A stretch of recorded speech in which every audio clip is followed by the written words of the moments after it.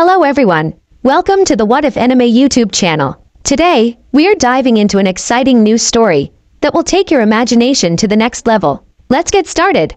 What if Naruto was banished and built his own hidden village? And also check the description box to original creator of this beautiful creation. Naruto Uzumaki stood across from Sasuke Uchiha as they stood at the feet of the statues of Hashirama Senju and Madara Uchiha. Naruto stood at the foot of Hashirama while Sasuke was in Madara's. Naruto was shrouded in a dense red chakra that looked to be made up of red with bubbles, 2 long ears, and a long foxtail. Within the shroud, his hair was longer, spikier and wilder than it usually was, with the whisker marks broader and thicker, and his eyes were a deep blood red with black slits. On the other hand, Sasuke had dark gray skin, with his black hair now longer and dark blue. His sclera had turned a darker shade of gray than his skin, and out of his back, he grew a pair of webbed claw-shaped wings. Both boys glared at one another as they formed their signature technique in their hands.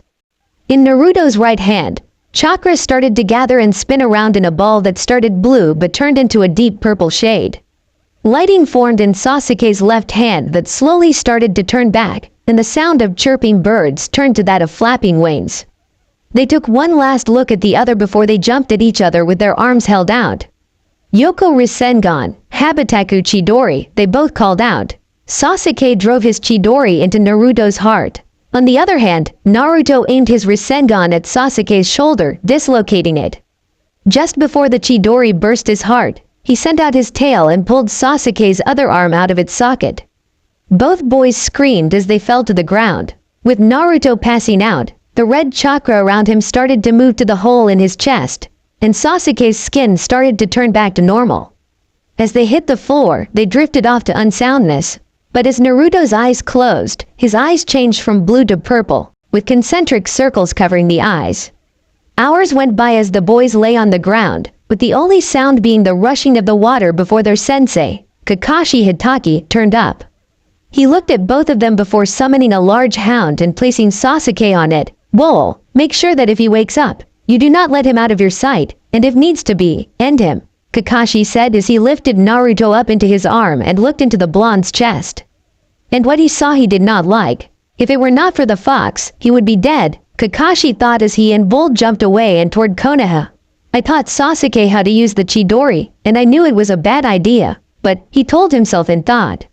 So he rushed to Konoha, where he met with medics who were going to Sasuke first. Naruto Uzumaki as a priority as Sasuke Uchiha is currently unconscious, but he was going to join the enemy, Kakashi said as he held up Sasuke's Hide-8. They saw the gash on it, so they started to work on Naruto as they made their way to Konoha. 3 days later, Konoha, Hokage Tower, courtroom. Both sides of the courtroom were arguing and shouting with each other, or, more accurately, the clan heads and the ninja and civilian sides.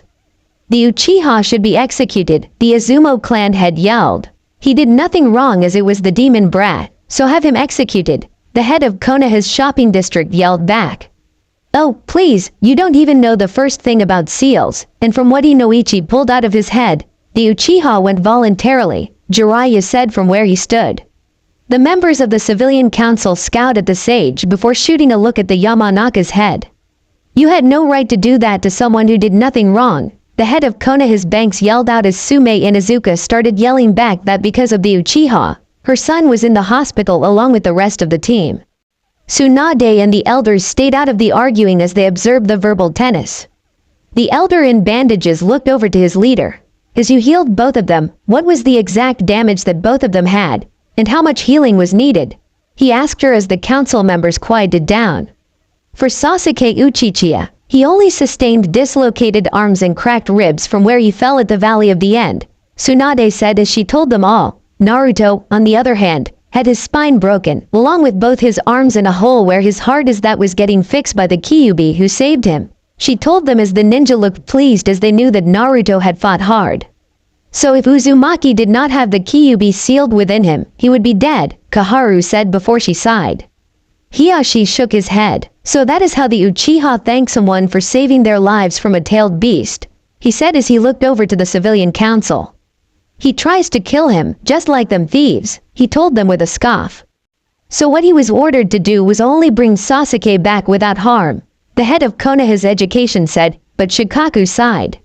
Wrong. The mission was to bring back Sasuke Uchiha by any means necessary, and as we have been saying for the past 2 days now, the amount of force was necessary, and it worked, but for how long I wonder, he told them as an Anbu appeared in the room. Yes, Snake, Tsunade asked the masked ninja. Both Sasuke Uchiha and Naruto Uzumaki have woken up Tsunade-sama, Snake said as they looked up at their Hokage. Then bring them here so that the demon brat can. The head of the banks yelled out before a sword appeared at his neck. We only take orders from the Hokage, the Anbu behind him said as the man nodded. Bring them, and I want the Uchiha in chains, Tsunade called out as the Anbu nodded. And Uzumaki, Snake asked. If he cannot work, aid him, but he has done nothing wrong, she told Snake, who nodded as he disappeared from the room to get both genin. Sasuke Uchiha was led in with chains around him when they returned while Anbu helped Naruto into the room. Sasuke Uchiha, Naruto Uzumaki, do you both know why you have been called here today? Danzo asked the two boys, who looked up at him. I'm here because the civilian council does not like that I have enough power to stop the Uchiha from going rogue, Naruto said as Sasuke glared at him. Council members joined the Uchiha in sending hateful looks at Naruto. While we would not say that, you are correct, the head of the Nara clan said as he tried to hide his smile. Can you tell us how the mission went from when you left the village to when you woke up in the hospital? Shikaku asked him as Naruto nodded. Shunin Shikamaru Nara called me along with Genin Neji Hyuga, Kiba Inuzuka, and Choji Akamichi was sent after Genin Sasuke Uchiha, who had voluntarily left with 4 people from Oto with Genin Sakura Haruno being the only one to having seen him leave. We went to her first, Naruto was saying before a cough stopped him as he looked over to the civilian side to see the head of Konoha Bank was stopping him. That is very interesting now if you would get to the point, he said before an Anbu appeared behind him with a sword at his neck. One of my ninjas is speaking, so be silent while he speaks, Tsunade said before nodding to Naruto. Sakura told us that Sasuke left Konoha around 11 o'clock last night, and Shikamaru told us that the mission was a retrieve mission, be that dead or alive, Naruto said as the civilian side was shouting before Tsunade shut them up. Anyway, we all move out with each of us fighting a manner of this Oto team with Choji fighting the first one who caught us in Doden Kekai, Dorodomu, and then Neji was taken off to fight someone who had a spider like Kekkei Genkei or something, Naruto said as Ninja side as the team of 5 was already down 2 members. After that, Kiba went to fight someone or 2 people, I don't know, as it looked like he was fighting 2 people in one body, Naruto said as they all nodded. Then Shikamaru was the next one to face one of Oto Ninja as Sasuke was then released from some form of sealing and was making his way out of the land of fire. And I made chase until I met someone who could use their bones to fight. The blonde added as the ninja looked at each other. Bones, you say, Inoichi asked as Naruto nodded. Yes, but Genin Rock Lee came out of nowhere and aided me and fought the Oto Ninja in my stead while I went after Sasuke. And we met at the Valley of the End. Naruto told them as they all nodded. When I met up with he had his curse mark over him. And we fought with him, killing me 3 times and if not for the Kyuubi I would be dead. Naruto said shocking people even Sasuke who looked at him. What do you mean he killed you 3 times? Sume asked him. Naruto looked at her. The first time was when he snapped my neck completely. And then the Kyuubi fixed that. And we continued fighting. The second time was when he shoved a Chidori into my heart, destroying it. And the Kyuubi put it back together. We continued fighting and then, for the final attack where I dislocated his arm he shoved a Chidori that was powered up with the curse seals into my chest destroying my heart once more, Naruto said to them as they looked at each other. So the Uchiha has not only become a traitor but also has committed treason by attacking Konoha's weapon of war, Inoichi said as the civilian side scowled at him.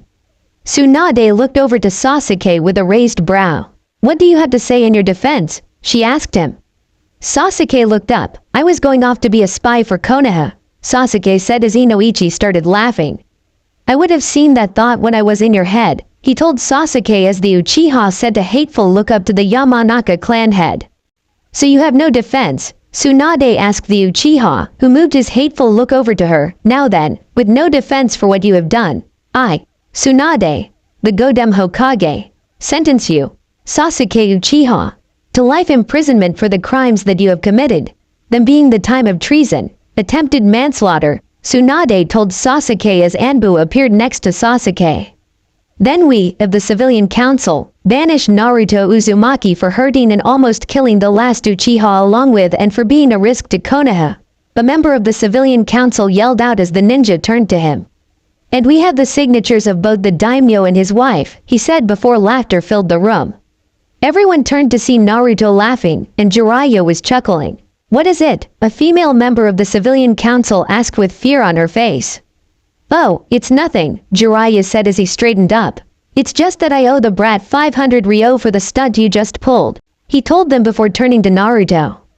So I think it's time to tell them that we are not here, the sage said as the council members looked shocked. We're Kage Bunshin, and the originals have not been in Konoha for 24 hours, the clone of Jiraiya said as the ninja council smiled. What? The head of Konoha Bank yelled out. The boss knew what you lot were planning to do the moment that boss was put on that mission. Now that he is not a Konoha ninja anymore, I can show these to you, the clone of Naruto said as he stood up before forming the seal of confrontation and called out, Kai.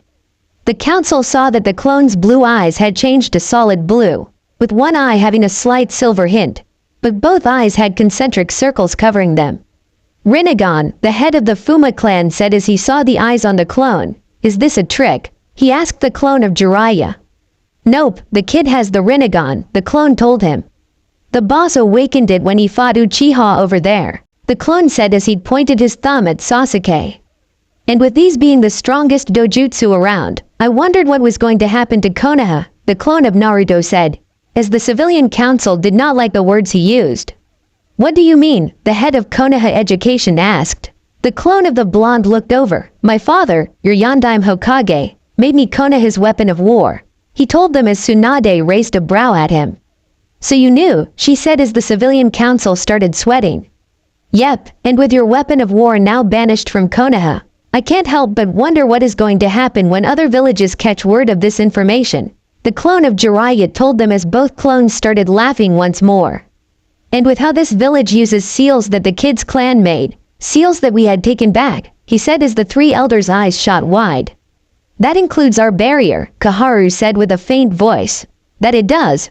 We took all of that along with all the money that belonged to the Uzumaki clan and Minato Namikaze along with the scroll of seals as that was made with Uzumaki seals, the clone of Naruto said with a wave of his hand. Sume glared over to the Civilian Council. What have you done? She growled at them as they looked at him in shock. And the original Jiraiya even took the scrolls that rightfully belonged to Naruto from Tsunade's desk, the clone of Jiraiya said before both clones were dispelled as the ninja side as a whole glared over at the civilian side. I call a vote to disband the Civilian Council, Sume said as hands started to shoot up. While they did that, Danzo gained a look in his eye. Everything is coming together now, he thought. Deep within the forest, Naruto and Jiraiya were walking through the forest when they stopped and turned toward Konoha.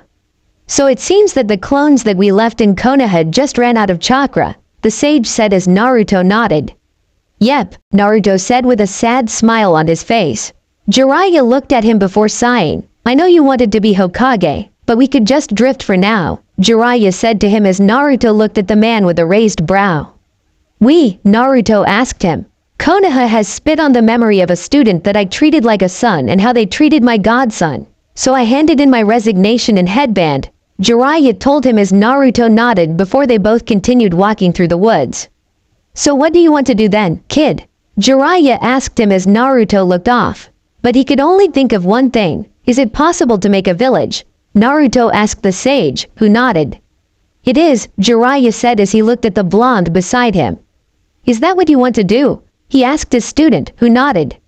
Jiraiya smiled. Then the first thing we're going to need to do is make you stronger, Kage level, Jiraiya said as Naruto smiled at him. And we need a location for your village, the sage added as Naruto nodded.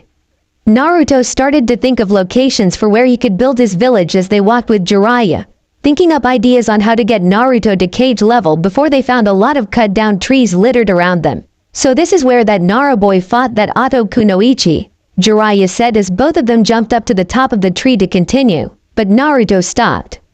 What is it? Jiraiya asked as he saw that Naruto was looking off. Someone is dying over there, Naruto said as he jumped over to where the person was with Jiraiya behind him. And what they found shocked them both. It was the Oto Kunoichi who had a broken back but looked like she would die any moment. She was a fair-skinned girl with a slender build, and she had brown eyes that were accentuated by her eyelashes extending into the corners of her eyes and her long, untamed, dark pink hair that fell past her shoulders with long parted bangs framing either side of her face and one between her eyes.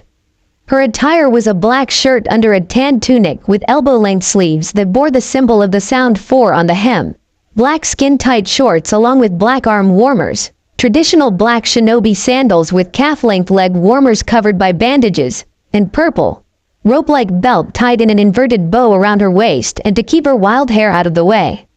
Naruto remembered her name, Tayuya, from when he went to fight her, but Shikamaru stopped him. "Oh, fuck, it's you," Tayuya said as she looked up at the two of them with her face in a mixture of a sneer and a wince of pain. "Well, what are you waiting for, a fucking invitation?" she asked them as Naruto walked over to her. "Your mission failed," he told her as he looked at her. "So the duck ass was brought back to the tree fuckers?" Tayuya asked him. "Yep, and if you want, I can heal you," he told her. Jiraiya looked at him with a raised brow but said nothing. "Why the fuck would you do that?" "I'm your enemy," she told Naruto, who rolled his eyes. "I was banished from Konoha, and if I'm going to take a guess, your master does not like failure," Naruto said as Jiraiya nodded. That sounded like his former teammate. She narrowed her eyes at him, and then, "What do you want me to do? Join you?" Tayuya asked him as she looked up at Naruto, who shrugged at her. "If you want," he said as he knelt. "You know medical ninjutsu?" Jiraiya asked him as Naruto nodded. "Yes, Shizune taught me the basics when we were on our way back to Konoha," Naruto said as he held his arm out. "And with her help, when we got back, we found that I could transfer my chakra to them in a small wave," Naruto told him as the Kunoichi looked at him, confused. "So what?" Tayuya said as Naruto rolled his eyes. "I'm going to need you to bite my arm, and I can heal you," Naruto said as she looked at him before she bit his arm and was covered in a thin layer of green chakra as their face relaxed from the pain that they were in, as all of the cuts that littered her body healed slowly before sealing up entirely, and her broken back was fixed as well along and she felt But she felt none of it as Naruto numbed the pain that she was in before Naruto stopped and then held out his arm and looked at him confused. Her stamina returned to her before she removed her mouth from Naruto's arm. Both of them started to stand up, and Naruto turned his back on the Oto ninja, who looked at him in shock. "Aren't you going to ask me to join you?" Tayuya asked him as both he and Jiraiya started to walk away from her. Naruto stopped before he turned to her with a smile and closed eyes. "I'm not your master. I'm going to let you pick your path," he told her, and Tayuya felt something watch over her. It was like a blanket of warmth. She did not want to lose that warmth. "I'll join you," she told Naruto, who looked at her before nodding and turning to Jiraiya. "So where are we going, Ero Sennin?" Naruto asked him. Jiraiya rolled his eyes at his student but pulled out a map. "The first thing we're going to do is teach the both of you some kenjutsu," Jiraiya said as both Tayuya and Naruto looked at him. "What? Why the fuck would we start with that?" Tayuya asked him. Jiraiya turned to her. "Naruto is thinking about starting a village, and I think that our new village needs to specialize in something," he told them. "That sounds good," Naruto said with a nod as the three started to walk. "So girly, what do you know?" Jiraiya asked her as they walked across the destroyed trees. "First, my name is Tayuya, and the normal stuff that a ninja of Oto knows, the forming sound technique, the Kawarimi no Jutsu, Funyu no Jutsu, Kaifu no Jutsu, Nawanuk no Jutsu, Saranto Kiringu, Henge no Jutsu along with the Kanbi Henge, Kinobori no Shugyo, Suimin Hoko no Gyo," she said as Jiraiya nodded and wrote down her abilities. "And with me being the Genjutsu specialist of the Sound 4, I used my flute to cast Mateki. Genbu Sokyoku, Mateki. Mugen Ansa, my curse seal that is under the 4 Sound 4 curse seals with mine being the Kita no Juin. I have both Busashoku Haki and Kenbunshoku Haki, Kekai Hojin. I can summon Doki, and with them, I can use both Mateki, Genbu Sokyoku and Shukyoku Daikusetsu. Mikio no Ran, and recently the other members of the Sound 4 and I learned how to use Mateki, Sanju Sokyoku, Shishi Engine and Shikakumujin," she finished telling the sage. And Jiraiya shook his head. What is it, you fuckwit? She asked him. What rank were you? He asked as she looked at him, confused. I was a Jonin, she told him, and he winced. What is it, Arrow Senin? Naruto asked him. It seems my former teammate does not want his ninja stronger than a Chunin, Jiraiya said, and Tayuya did not like what she heard. He did always have that problem, even when he had his team in Konoha, he told them as they walked across the destroyed trees. What do you mean? Tayuya asked him. Orochimaru has this problem believing that a teacher should always be stronger than a student and the weak should only be used as pawns on a chessboard. Jiraiya told her as she did not like what she heard before he shook his head. Anyway, I'm going to build the both of you up until you're both cage level. Jiraiya told them as they nodded at him. So what's the first thing we're going to learn? Tayuya asked him. The sage said nothing but picked up a leaf off the ground and held it up. I'm going to start with elemental training and to start a fire. So I want you to use your chakra to make the leaf burst into flames, but not destroy the leaf, he informed them as the leaf caught fire. However, they could still see the leaf within the flames. The trick is knowing how much chakra to use, he said as Naruto and Tayuya looked at each other before picking up a leaf. They tried to do as the sage did, and the leaves did catch fire. But the leaves burned to ash. Keep trying that until we reach the next town, Jiraiya told them as they nodded. The two picked up more leaves and started walking again. After they left the forest, they found bone spikes. They looked around. What the? Naruto asked as he looked around. Now, this is new, Jiraiya said before Tayuya saw something that caught her eye. Hey, I know that guy, she said as she pointed up, and they saw the upper body of someone sticking out of a significant bone spike. Yep, that Kimimaro, she said as they started to make their way, and Naruto saw that this guy was going to die at any second. Kimimaro had pale skin, vivid green eyes, angular facial features, with 2 scarlet dots on his forehead, which all the members of his clan possessed, and shoulder-length white hair, which he wore divided down the middle of his head, distinguished by an atypical, zigzag, hair parting, with 2 separate partings on either side of his face. But Naruto did not like what he saw. Kimimaro looked like he was using his chakra to keep himself alive. But his time was running out. So he did the same for this guy as he did for Tayuya. Excuse me, Naruto said as he called out to Kimimaro, and the eyes slowly opened to look at him.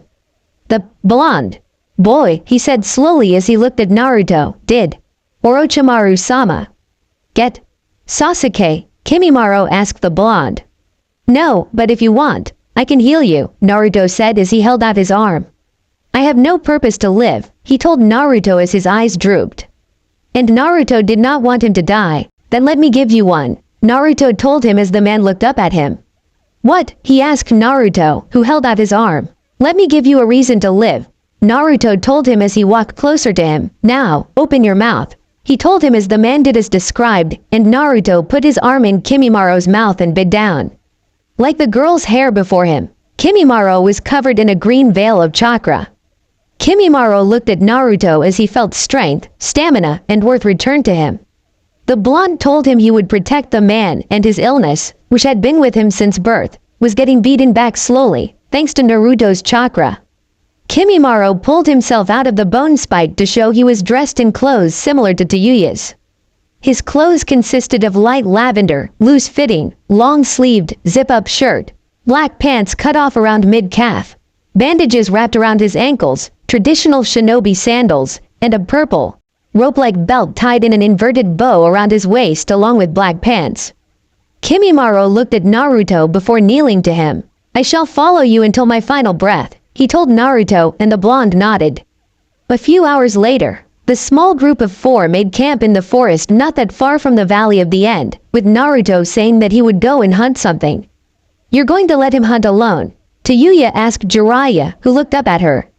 He's a skilled hunter, and I saw it when Tsunade, Shizune, Naruto, and I were returning to Konoha to make Tsunade Hokage, Jiraiya said as Kimimaro looked confused.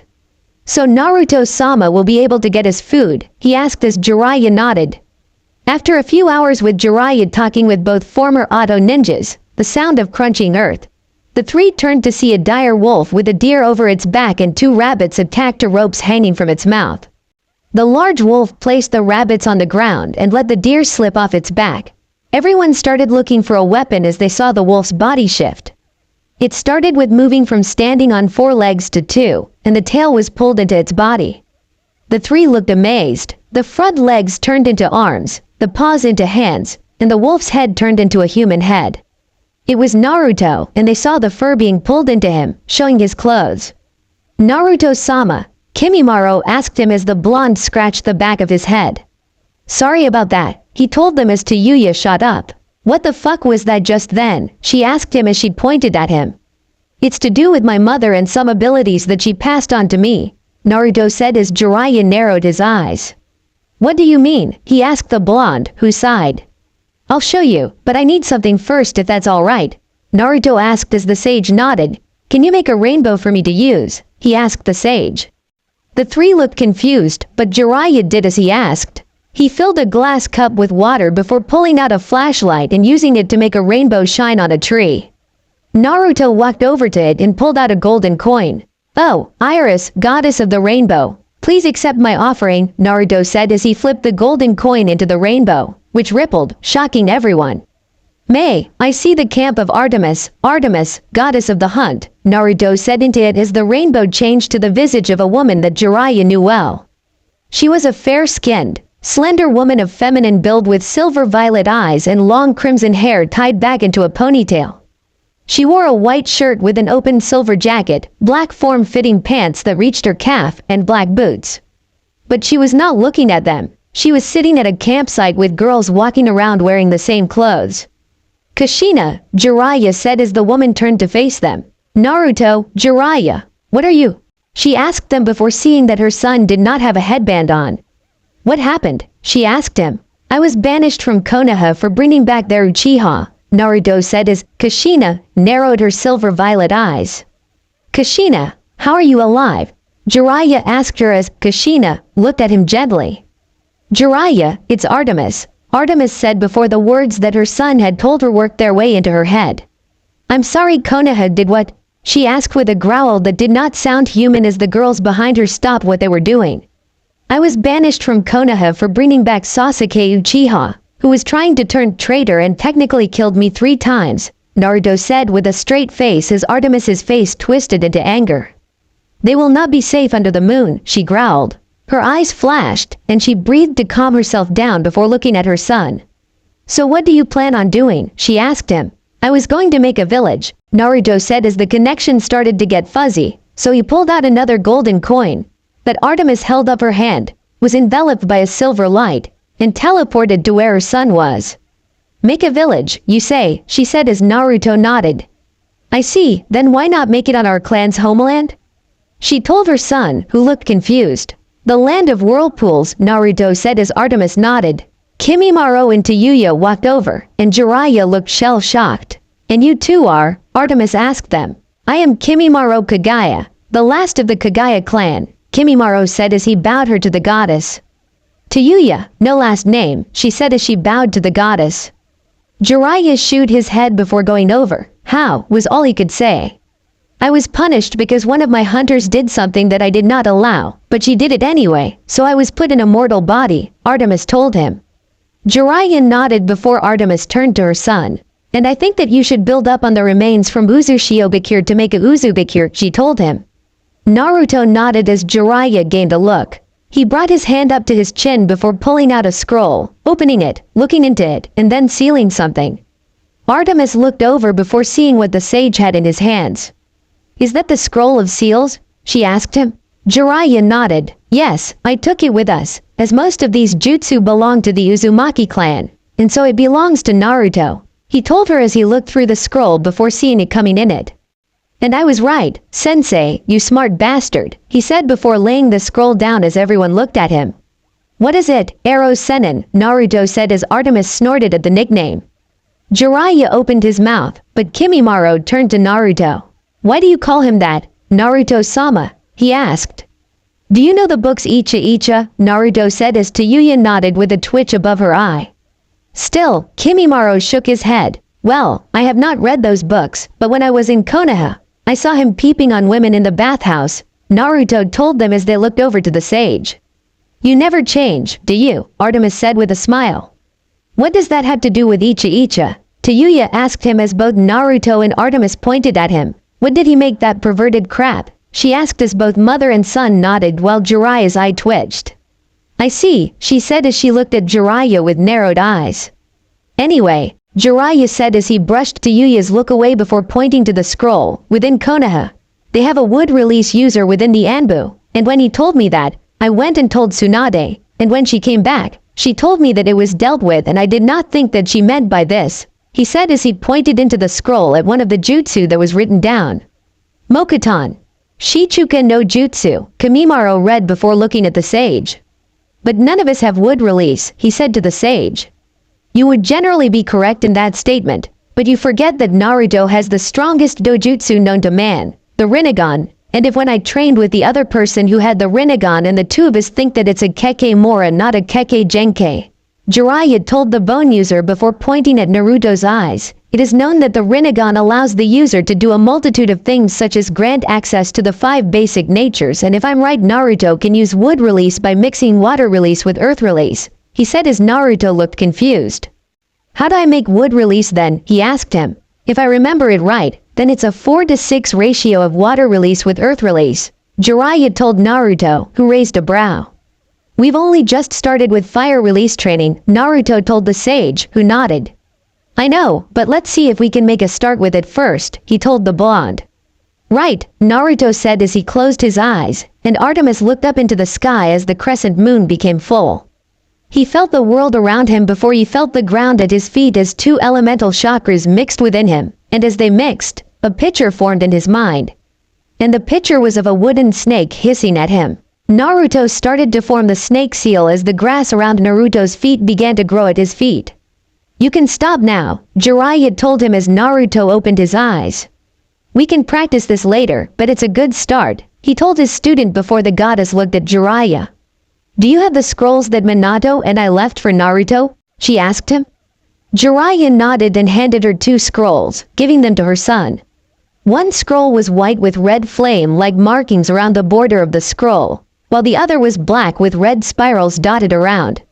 These scrolls hold everything that your father and I knew and things that we were going to make.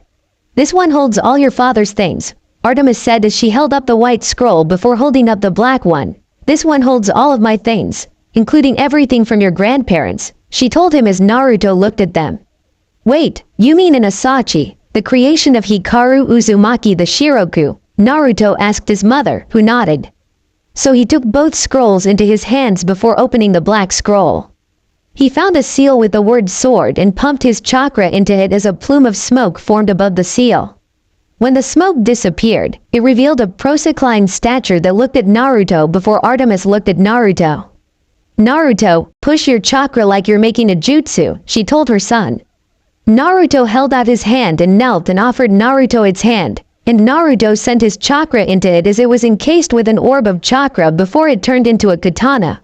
A black straight blade with a red flame like Hammond pattern. The katana handle is wrapped in crimson cords and black cloth. The Tsuba of Naruto's Zanpakuto is a disc with the Uzumaki clan crest on the Tsuba. This was the why people wanted to be rid of Uzurshio, Artemis said as Naruto looked the sword over. What its name? Kimimaro said asked the blonde. I don't know, Naruto said as he heard a whisper in his ear. And I don't think I will for a while, Naruto said as he looked at the sword. Alright, Tayuya said, confused before the 5 talked about what would happen before Artemis returned to her hunters, and Naruto started to prepare the deer and rabbits he brought to the camp. His sword was by his stuff as he used a kunai to start skinning the deer.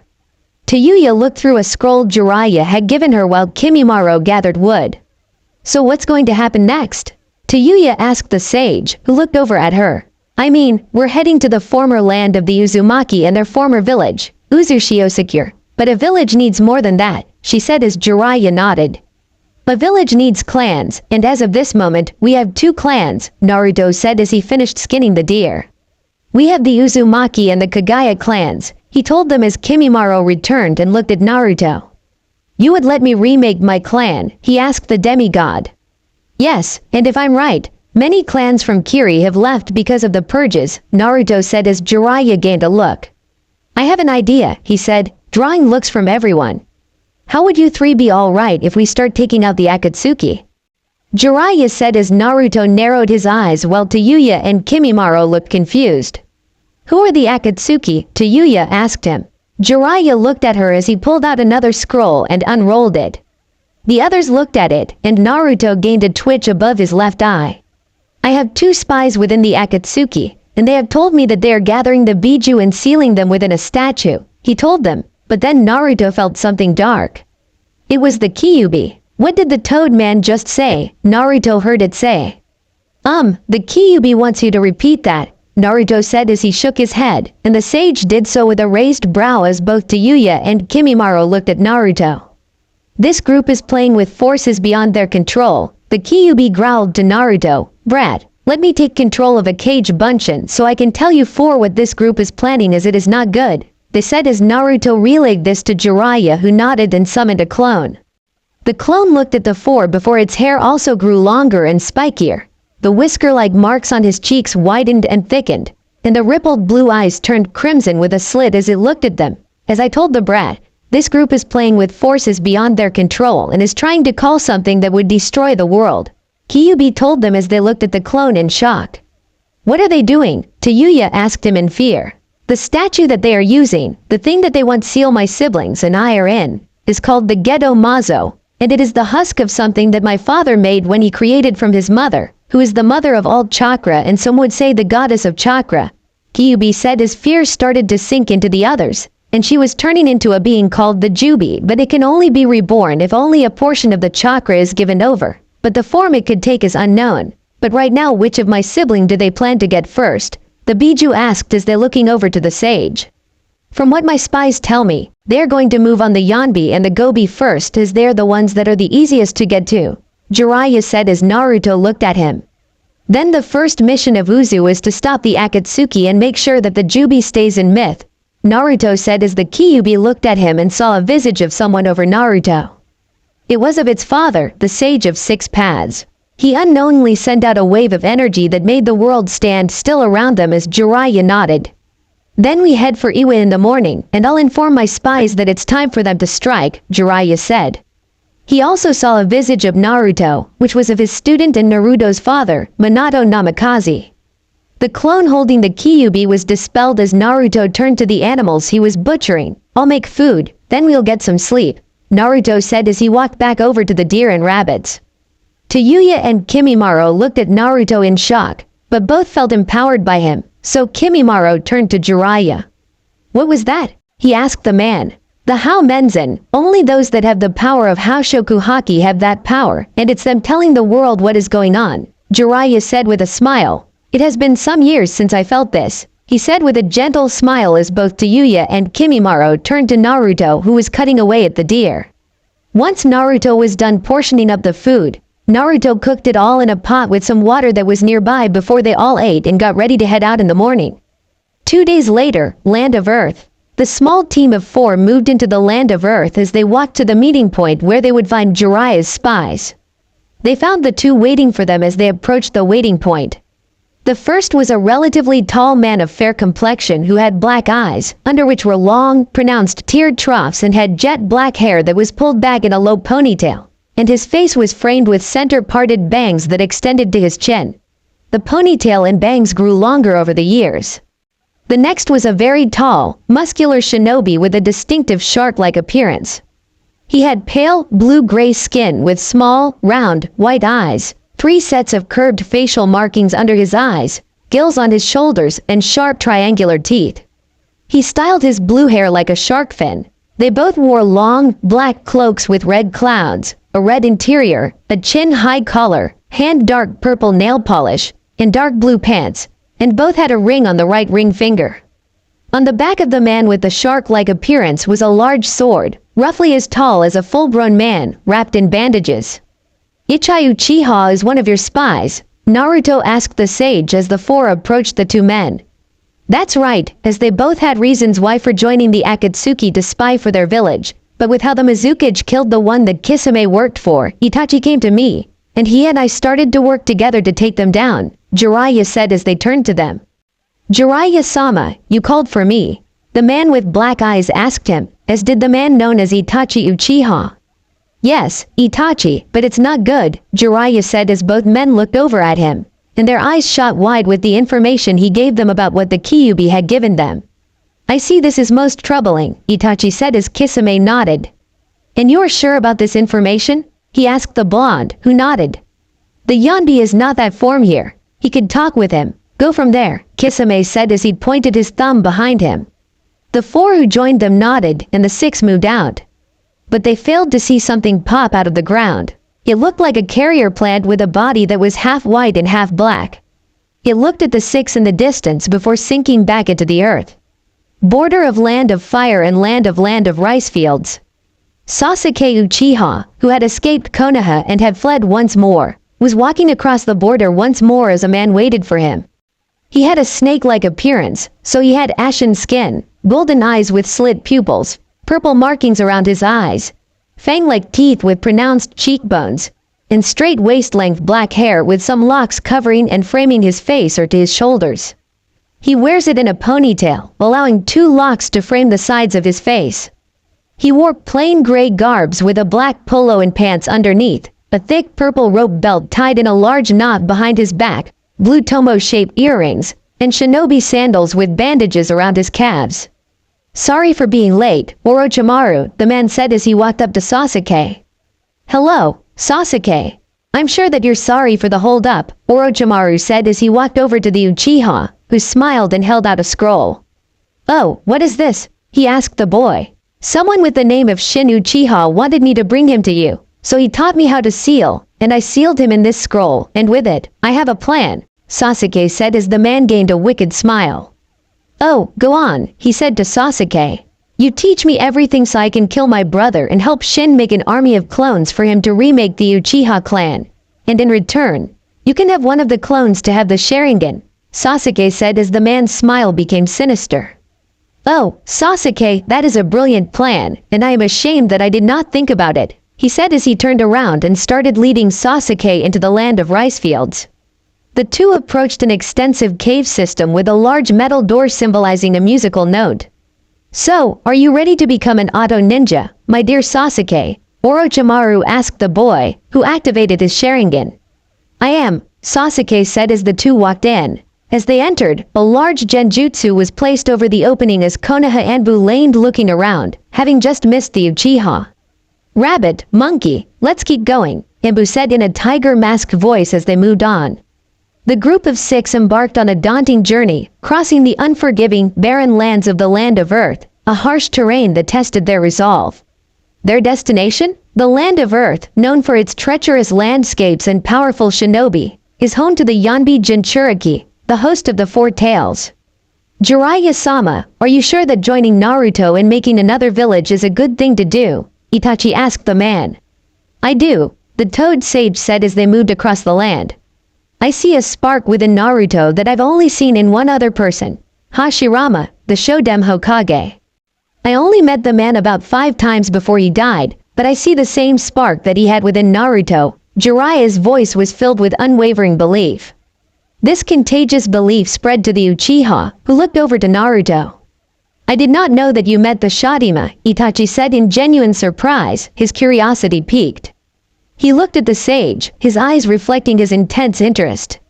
Like I said, I only met the man 5 times, the last of which was when I joined the academy, but if both he and Naruto met they could be 2 pieces of pod.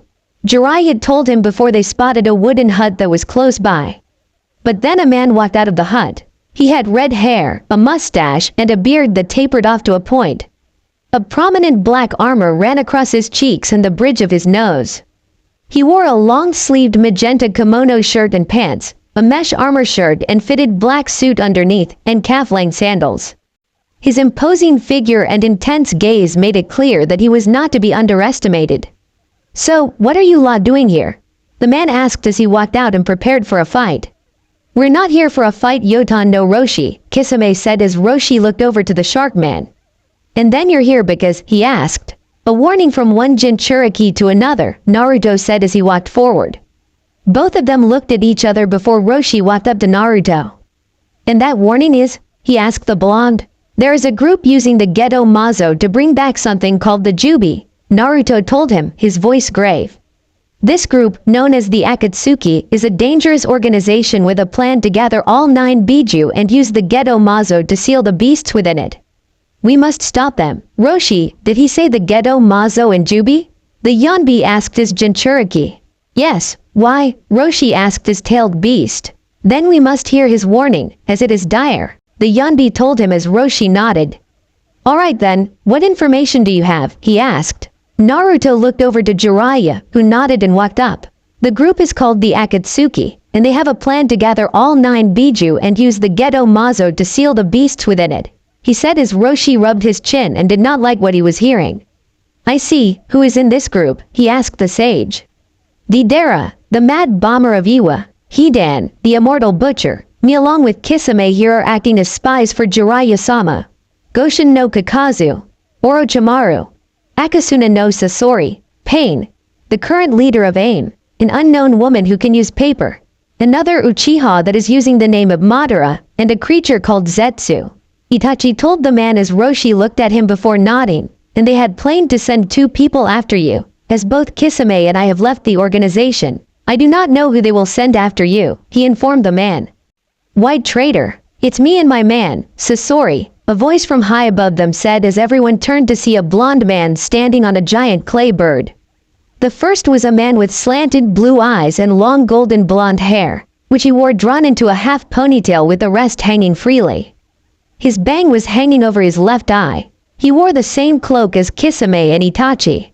The other did not look like a man, as it was hunched over. Deidara, it seems you have fallen far.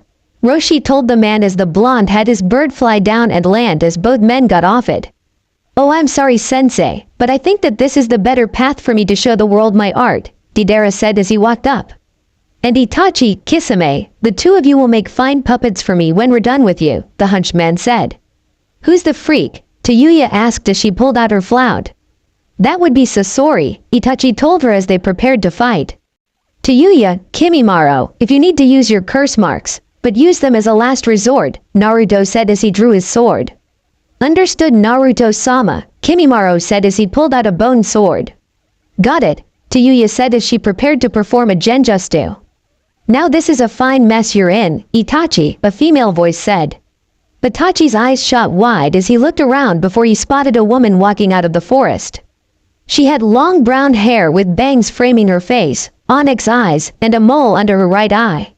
She wore a dark blue kimono-style blouse with vertical lines, tied with a dark red obi around her waist, baggy blue pants, a shuriken oscillator on her right leg, and black sandals.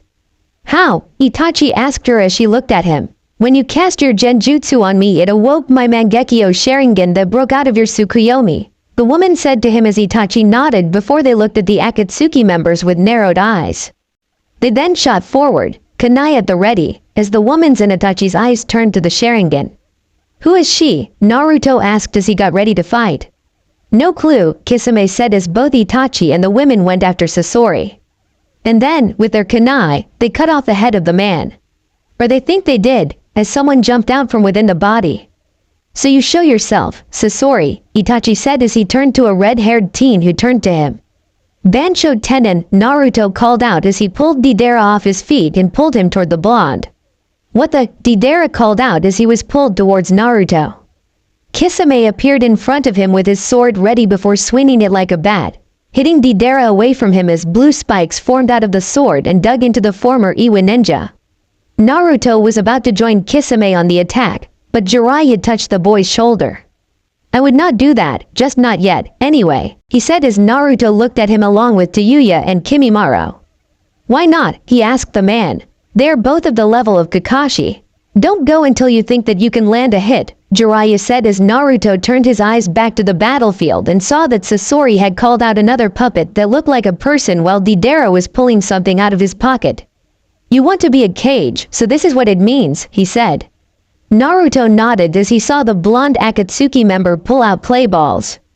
The veins around his eyes bulged as he looked at the balls. He has explosion release and with those clay balls he animates them so that they can attack in his behalf, the blonde said as Deidara's eyes shot wide while Roshi narrowed his eyes. So you stole the kinjutsu of Iwa, he said as Deidara rolled his eyes. Oh, so what? The Tsuchikage did not recognize my art, so I decided to show him our greatest ninjutsu, Deidara said as he tossed the balls out. They turned into spiders and flew into the air. And with the speed of a hunter, Naruto threw kunai, which was infused with lightning-released chakra, and they hit the spiders before they fell to the floor inactive. Good work, Kisame said, running towards Deidara with his sword ready. What? How did you?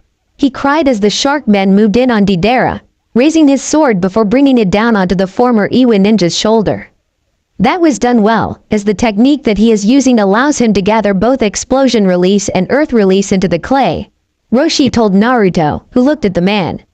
And you used your lightning release to nullify them with just that one move, he added as Jiraiya smiled. So you were listening, he told the Uzumaki. I had to every now and then, Naruto said with a smile before he turned to look at Deidara, who was dodging Kisami's swains. He then looked over to see that Sasori had released dark grayish sand from the upper he was using, to Yuya. We need to make sure that he is kept off balance before you use that on him.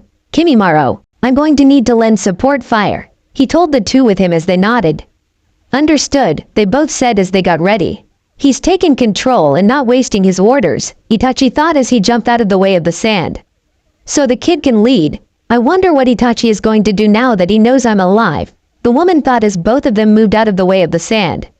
When an opening was found, Yuya started going through hands sealed before she called out, Kaden, Hosenka no Jutsu, and released pellets of flame from her mouth. While Kimimaro held his hand out as bone pellets shot out and flew at Deidara.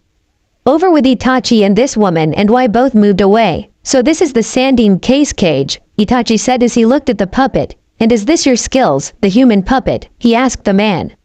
That's right. First, I remove the body's organs, then I clean and drain away the blood. Then I add preservatives to make sure the body will not decay. And finally, I add weapons and defenses to it, he told Itachi, who raised a brow while the woman looked disgusted.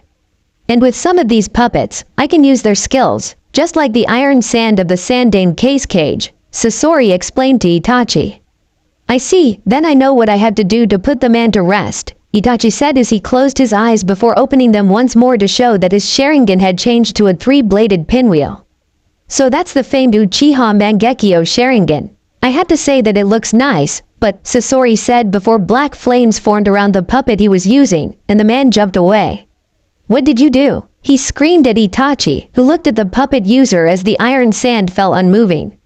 Amaterasu, flames that do not go out unless I wish them so, Itachi told Sasori, who looked murderous at the man. These flames can be called out only by me. Well, at this moment anyway, he said Sasori as the puppet of the Sandane case cage burned away. Now he can truly rest now, the woman next to Itachi said, as Sasori did not look happy. He looked at both his opponents before sighing. I guess it can't be helped, he said as he removed his cloak and showed his body. It was that of a puppet. So you did this to yourself as well, the woman asked as Sasori looked at her. Yes, and I did not think I would be using it on you, but here we are, he said as a long cable slithered out of his chest and two blade-like wings formed from his back. It really has been a while since I've had to use myself, Sasori told them as he started to look deranged along with a twisted smile on his face.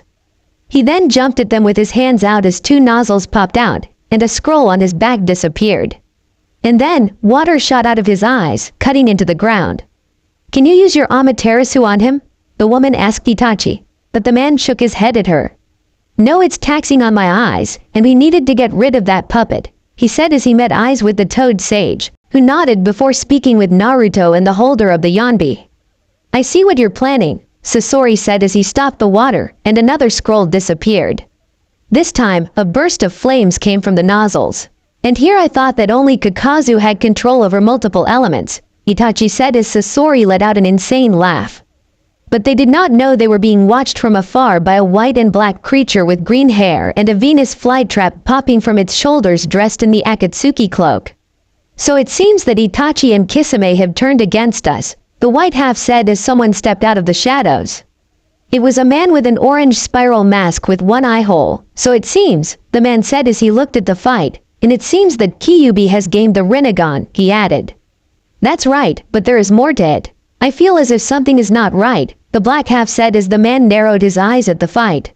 He then turned his head towards the woman fighting Sasori with Itachi, And here I thought that he killed them all, he said as the creature nodded. He did, but she must have gained a Mangekyo ability like your Kamui, the white half of the creature said as the man looked at the fight. He then said that Roshi and Jiraiya joined the fight, with the sage helping the two Uchiha. They watched as Roshi ran towards Deidara with a fist of molten rock while Kisame was tearing into the blonde. At the same time, Sasori was losing parts of his body to his three opponents. It would seem that we are about to lose two members, the man said before disappearing into a wormhole as the creature sank into the floor. Tayuya started to play her flute as Deidara froze in place. Hey, how did you catch me in a genjutsu? He asked the haired girl. She said nothing as she played another note on the flute. Deidara turned around and started to run at Sasori. Why are you attacking me? His partner asked him as both Itachi and the Uchiha woman joined back up with the others. That is an impressive genjutsu, Itachi said to Tayuya, who nodded and continued playing her flute. The first genjutsu she performed was paralyzing flute genjutsu before she moved on to another one, the female Uchiha said as Itachi nodded at her. Yes, and it is like she's controlling him, Itachi said with a nod.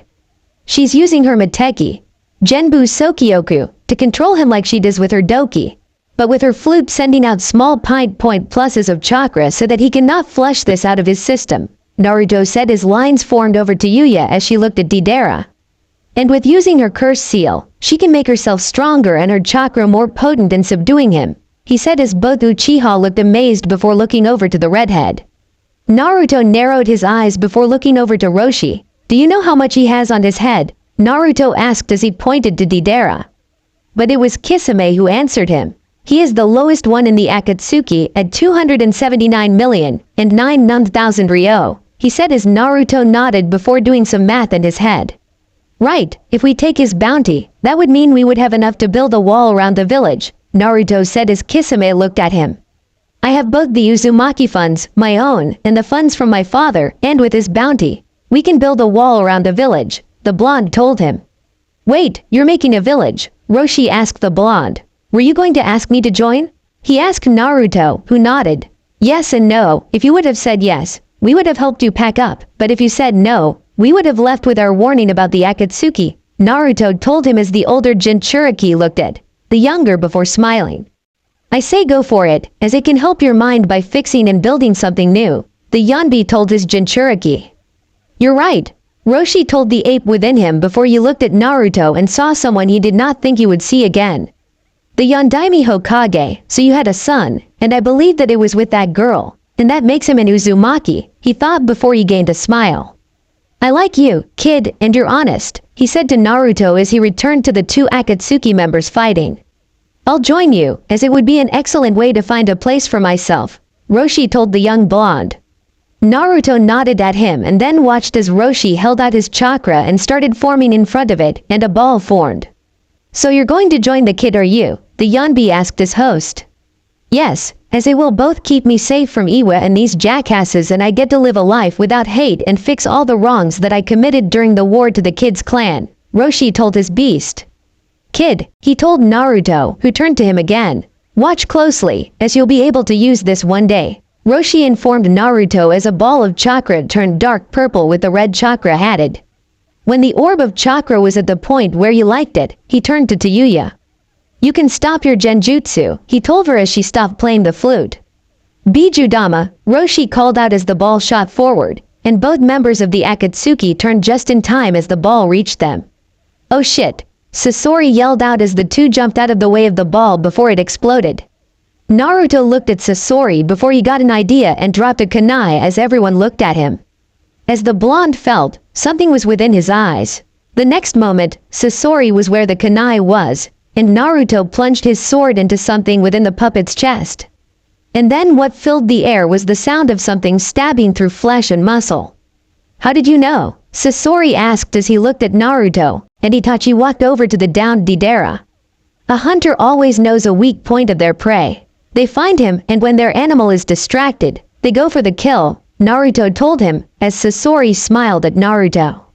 I see, then I have some information for you all, Sasori said as everyone looked down at him.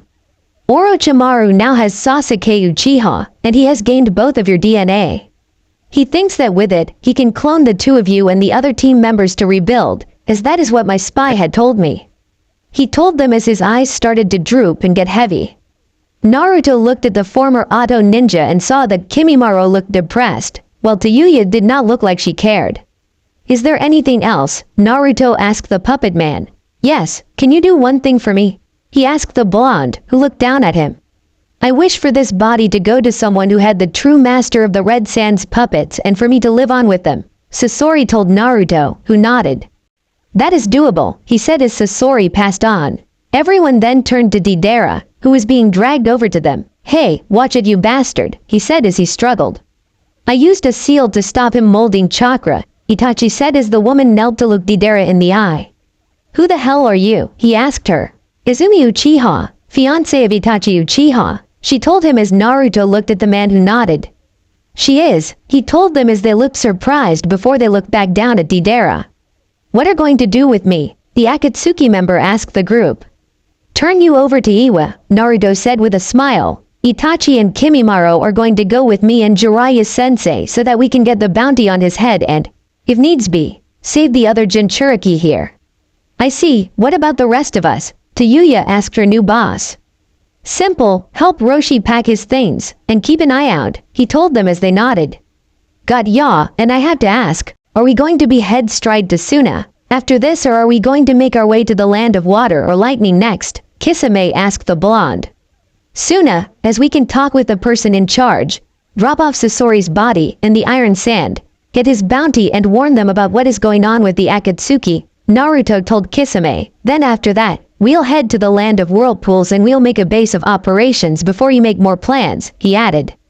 Sounds like a plan, he said as Roshi nodded. And so the four headed towards Iwa and headed off with their prisoner.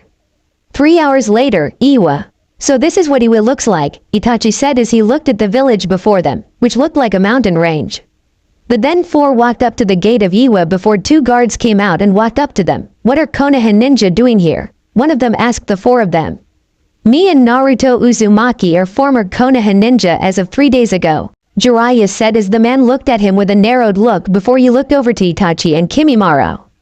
I see, then why are you here? He asked them. Bounty of this one, Naruto said as he pointed behind him. Kimimaro and Itachi lifted Deidara, who was knocked out of what Naruto had done to him. The guards looked shocked before they signaled down an Anbu, who looked at them. Can you take these to the Tsuchikage? I think you would want to see this, he said as the Anbu looked at the bound Akatsuki member, nodded, and led them inside. And so the 4 were given a look around Iwa with the buildings and how it was designed. So this is Iwa, Naruto muttered as he looked around. This is my first time in another village, the Anbu asked Naruto, who nodded. I see, Iwa is a village that spars like the ground around us. We make sure we use what we trained in with the other lands, she told Naruto. Amazing, he said as they entered the Tsuchikage's building. After a few minutes, they reached the door to the Tsuchikage's office, and the Anbu knocked on it. Come in, a voice called out as the group was led in. They found a very short, old man with a triangular beard, a mustache with angular corners, a big red nose and thick eyebrows. The top of his head was completely bald, although he had long white hair on the lower half, styled in a traditional Chanmage haircut, the back of which was tied with a yellow ribbon into a top knot. The Tsuchikage wore a split-apart green coat divided into 4 sections with yellow trimmings and a red collar. Underneath, he wore the traditional Iwagakure outfit consistent with a light green version of Iwagakure's flak jacket and mesh armor. So what are you doing here? The cage asked. Itachi and Kimimaro walked forward and put down their captive. So you've finally been caught, have you? He said. Deidara woke up and looked around before spotting the Tsuchikage. Hey there old man Onoki, how's life been? Deidara asked the man. Better than it has been treating you, you traitor, he said with narrowed eyes while Deidara scoffed at him. Oh please, you have grown senile if you think that, Deidara said while Onoki just looked at him before moving his eyes over to the former Konoha ninja and former Auto ninja. Thank you for bringing him here, and with that we'll bring out his bounty for you and even the price for the kinjutsu that he stole, Onoki said to them. You can keep the price for the kinjutsu, Naruto said as the 3 with him looked at him in confusion. I know that I have both recruited Roshi and sought to recruit the Gobi Jinchuriki as well, so I know have some men are, he said as Jiraiya's eyes shot wide while Itachi's narrowed at Naruto. At the same time, Kimimaro showed nothing, but he was also surprised. But Onoki smiled at Naruto. Indeed, I did know that Roshi had joined you, and as for Han, are you saying that you would trade the Kinjutsu that Deidara stole in exchange for Han? He asked Naruto, who nodded, done. But can I ask why you were gathering the Jinchuriki? Onoki asked them, so they gave the information as the man did not like what he heard. Are you sure that this information you have gathered is accurate? He asked the four, as Deidara hoped it was also false. Yes, our Sours is occurred, he said as Onoki folded his hands on his desk. I see, and you plan to start a village on your clan's old grounds, he asked Naruto, who nodded. Yes, the demigod said as Onoki turned to the Anbu with them. Go and get my granddaughter and Han, the Tsuchikage ordered as the Anbu disappeared. Why are you call on your granddaughter? Kimimaro asked as he looked at the man. Politically speaking, you will need allies and I am hoping that I can start to fix the mistake that I made when Lord Mu was in charge of the village when he went after your clan. Onoki told the boy, who nodded. So a political marriage between the person to become the Azukage and your granddaughter, Itachi said as the Kage nodded. That's right, but I know you need to build your village first, so when you send a letter we'll send my granddaughter, and with Han. On his way you can meet her as well. Onoki explained to them as they nodded at him. Talks developed with Naruto saying that fruit and vegetables would be sent to Iwa. Whole Onoki was saying that he would send builders to aid in making the homes once Naruto had made them with wood release. But before more could be said, a knock came on the door, and two people walked in with the king's call. The first was a very tall man who was heavily armored. He had light brown eyes and was eyebrowless, and his armor extended to the bottom half of his face, covering it up. Underneath the armor covering the bottom half of his face, he wore a white cloth covering both sides of his face and the top of his head. Aside from his red armor, he also wore a red kasa over the white cloth, which seemed to be composed of the same material as his armor. He wore his Iwagakure forehead protector on a black cloth, and over his armor, he wore a black gi, with the sleeves seemingly torn off and black gloves. He also wore what seems to be a bronze-colored ring around his neck, which he wore over his red armor. Also, the armor covering his arms, legs and torso was plated. The other was a girl a little older than Naruto with short, black hair and distinctly black eyes accentuated by eyelashes running upwards at the corners. She wears the standard attire of the Iwa Nin, consisting of a red uniform with her right sleeve missing and a lapel over her right leg, fishnet tights, and a skirt over them. She also wears regular shinobi sandals and a pair of gloves. Thank you both for coming here, Onoki said to them as they looked at their cage. Han, I know you dislike the village for what it has done to you, he said as the man in the armor looked away. Yes, but I must serve or death is next, he said as his cage sighed. Well, that is luckily no longer a need, as you are being relieved of duty to Iwa and age joining a newly formed village, he told the gobi holder, who looked confused before looking over to Naruto and the others. I see I'm joining them then, Han asked as Onoki nodded, so Han removed his headband and handed it over.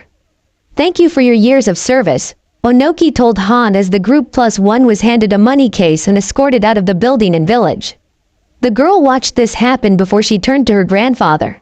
What is happening? She asked him. I am correcting a wrong that I once made, and in doing so, building a bridge, he said as he looked at her. Kuretsuchi, that young man that was in here, what did you think of him? Onoki asked her. Why? She asked her grandfather. It's because the old man is going to marry you off to him, Deidara said as both turned to him.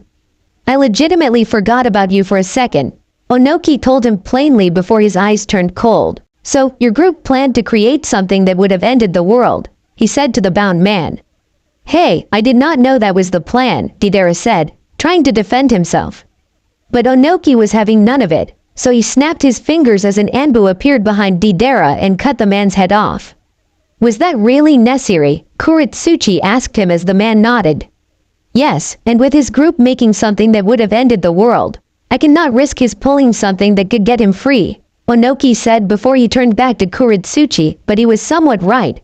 I am making a marriage between the two of you so that we know that 3 Biju will not be used against us, he told her as she sighed. Okay, but then what do I do? Be the perfect wife to him. I'm only one woman, she said as her grandfather nodded. You are, and he is going to need to rebuild his clan to bring them back, and in doing so he will need to marry multiple women. So you need to be at least making sure that Iwa does not become a target, Onoki told her as she nodded. I understand, she said with a nod. With Naruto, the group of 5 made their way to the gates of Iwa once more, and people looked at Han, confused. So where is this new village going to be made? He asked Naruto. The land of whirlpools, he answered. I see, are we heading straight there or do we have to go to another place first? Han asked him. The latter, as we need to head to Suna to get another bounty from Suna for Sasori and inform them of the Akatsuki as well before he heads over and starts the building of the village, Kimimaro said, and Han nodded. So they made their way over to where the others were, and when they reached them, they found Kisame teaching Yuya some water release jutsu. And that is how you form the water within your stomach to send it out, Kisame said as the girl nodded before they spotted the others. So to Suna, he asked as the others nodded and started walking. 4 days later, Land of Wind. The group of 9 slowly moved across the desert sand before they spotted the village. I still have no idea how people can live out here, Kisame said as he chugged water. When they reached the gates, they were instantly led to the case cage building, where the standing case cage awaited them. It was Gaara's sensei. Good afternoon all. Why are you all here? He asked the group. Well, Baki, we're here for 2 things. One of them is a bounty that we come across along with a gift and warning, Jiraiya said as he released Sasori's body. I see, so he's been caught. But why does, Baki started to say as Itachi interrupted him. He turned himself into a puppet, he said as Baki sighed. He had a final wish for someone who uses the Red Sands puppet so that his skills will live on through the work of the puppet, Itachi said as Baki nodded. That makes sense as, Baki said as Asuna Anbu abbered next to him. Get my Genin team here, so that Kankuro can get used to his new puppet, he told them as the Anbu nodded and moved out. And what is this warning that you need to give? Baki asked them, and Naruto told him as the man looked shaken. Are they all that strong? He asked, thinking about Sasori. No, Sasori and his former partner was the weakest members of the group, with both me and Kisame being higher than them, but the team in the middle of us was of 2 immortals that are hard to take down because of that fact, Itachi said with Kisame nodding along. I see, then what is it that you plan to do? Baki asked them. Make a village and Iwa to gifting their Jinchuriki, and we were going to do the same here, and with me no longer within Konoha. The strongest village no longer has their weapon, and Iwa, Naruto was saying as Baki nodded along. I see, and I have been thinking about what was going to be the plan with the Biju when Gaara passed on, so what is your plan? He asked Naruto. Everyone looked at Naruto as the other 2 Jinchuriki looked at him. Making people Jinchuriki is not my plan if you're thinking that. My plan is when I'm on my deathbed to use a seal I am making to send them to another realm so that they are free from humans and the humans are free from them, Naruto said as everyone's eyes shot wide. How? Izumi asked him as Naruto looked over to her. The Uzumaki worship the Shinigami. We are her tools and we ask nothing in return, and I want to bet that she is going to give 1 boon, Naruto said as people's eyes shot wide.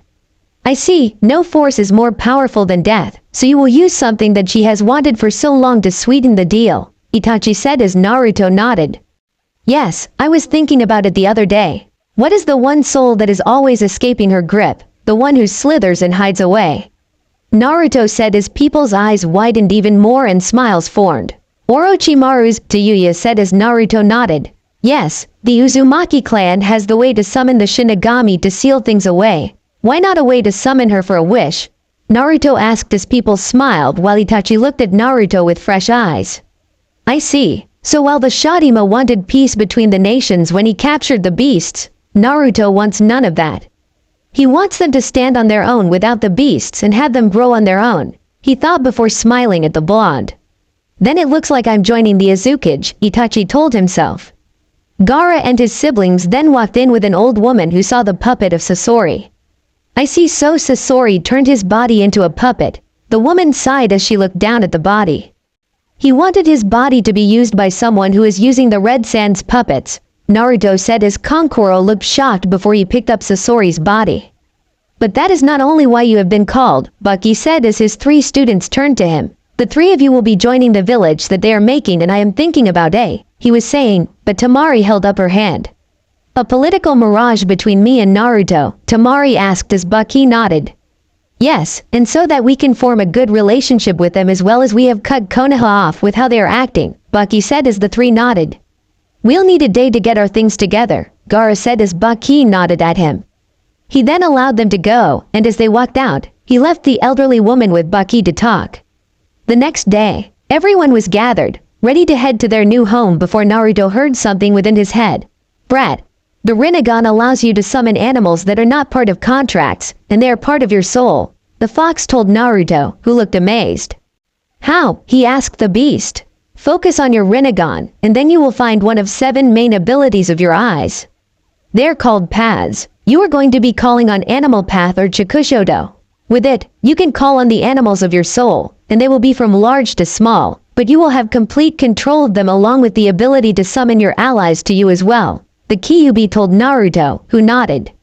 Naruto closed his eyes before he slammed his hand on the ground as multiple puffs of some form in front of the group.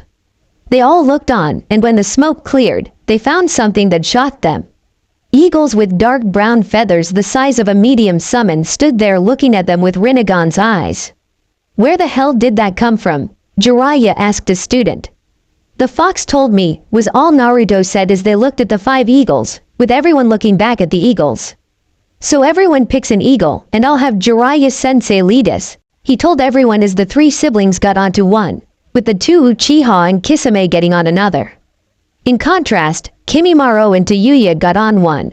Jiraiya and Naruto got onto the last one, so the birds stretched their wings and took off into the air. The sage started to lead the group across the air, with Access only looking down and Naruto changing course in the air so that he knew he was going the right way. Soon, they cross into open water, and Na brings the other eagles closer as everyone looks around. I have to say this is amazing, Tayuya said as she looked around with Kimimaro doing the same and gave a small smile. The air here is nice, Konkoro said as he felt the air on his skin. There it is, Jiraiya called out as everyone turned and saw an island they were approaching. We're making our village there, the land of whirlpools, the man said as Naruto started to make the eagles descend. They got closer to the island, and soon they landed. Everyone got off their eagles as they looked around, taking in the surroundings of the beach they were on. It seems like a good places to grow fruit, Kisame said as they started to make their way towards where the old Uzumaki homeland once stood. They found the broken village from the 3rd and 2nd Great Wars when they reached it. No one knew what to say as they took in everything around them. The first thing we need to do is find a place to put our heads down for the night before we get to work, Naruto said as everyone nodded at him. They walked across the broken villages as both former Iwa ninjas closed their eyes and gave parries to the lost lives as they passed home after home. But they soon reached a part that could be used, so Naruto stood ready. Jiraiya called out the scroll they had taken from Konoha and showed Naruto the jutsu the blonde needed. And so the boy went through the 5 seals before wooden roots formed out of the ground. The wood weaved together, and everyone looked in amazement as the house formed before them. It was shaped like a U, with 2 stories with a bell-shaped hipped roof. Think of a fusion between a classic Greek and classic Japanese house. I've made rooms for everyone, along with a large living room where we can sit down and make a plan to move forward, Naruto said as everyone entered the house. Land of Sound Base. Orochimaru watched as Sasuke fought a group of prisoners with Kabuto beside him, along with a pale-skinned man. It seems that Sasuke is coming along nicely, Kabuto said with a smile. Indeed, and Shin, we have started the cloning procedure, so they will soon grow into marvelous creatures for you, Orochimaru said, and the now-named Shin nodded. Good, he said before he saw that his master gained a look in his eye. What is it, master? Shin asked. I had gotten word that my old fool of a teammate is making a village with his student, Sasuke's old teammate, so why don't we do the same, and grow Otto into a real village, Orochimaru said as Kabuto looked intrigued by the notion.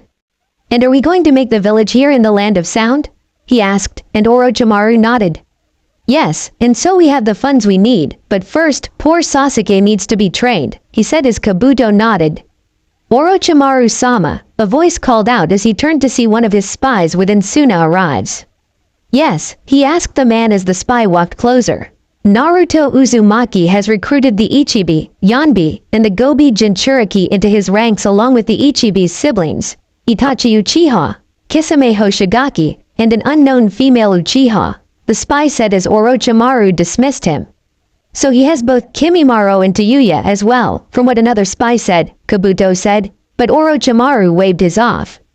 It was my fault for not ordering someone to collect their bodies when I had the chase, he said, but he did not care. Anyway, what use are they? Tayuya was the weakest of the Sound Four, and Kimimaro is deathly ill, Orochimaru said as Kabuto nodded. Master, back to the thing that you mentioned, I do not think that making a village is a good thing, Shin said as the snake Sanin looked at him. And why is that, Shin? Orochimaru asked as Kabuto looked over. Otogakure does not have the findings that it needs for a village at this moment, and our forces are prisoners with curse marks, not a reasonable fighting force. And the main ones that we will send off to battle are Kabuto, Sasuke, myself, that Gurren and her team, and yourself, Shin explained to his master who nodded. You are right, Orochimaru said before he smiled. That is why we will use the method I am using to give you children, he said as Shin's eyes shot wide. So you plan to clone people and use them to fill the ranks? Shin asked, and Orochimaru nodded. Yes, but you are right that currently, we do not have a good place to work as a village, so we will go out and do some bounty hunting, and while we do, we gather forces to use and make Oto more powerful than any other nation there is, Orochimaru said as Shin and Kabuto nodded. Understood, they said as they returned to watching Sasuke fight.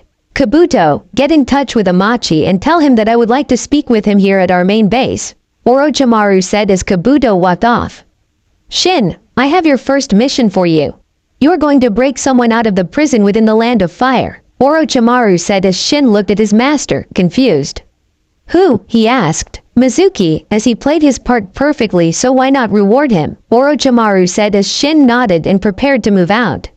The next day, Land of Whirlpools, ruins of Uzushiyogakure. Everyone stood around a large wooden table as they looked at a rough map of the old village. Right, so here is what we're going to do. Fist, we're going to need to know how big are we making this village, Naruto said as he looked around.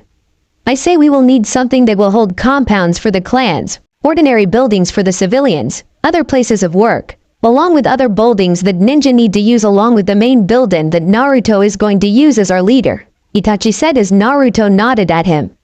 I say around 1,571 kilometers diameter, as most villages are around that, with the smallest being Iwa at 1,540 kilometers. Roshi told everyone as they nodded at him. And the main building should be in the middle of the village so that, while easy for people to infiltrate, our ninja can also get to it best, Kisame added as he looked at the map. A light, then. Next, we're going to be clearing some of the rubble away and starting to make it into a shrine to the fall of each of our friends, clan members, or allies in the past, Naruto said as everyone looked at him amazed.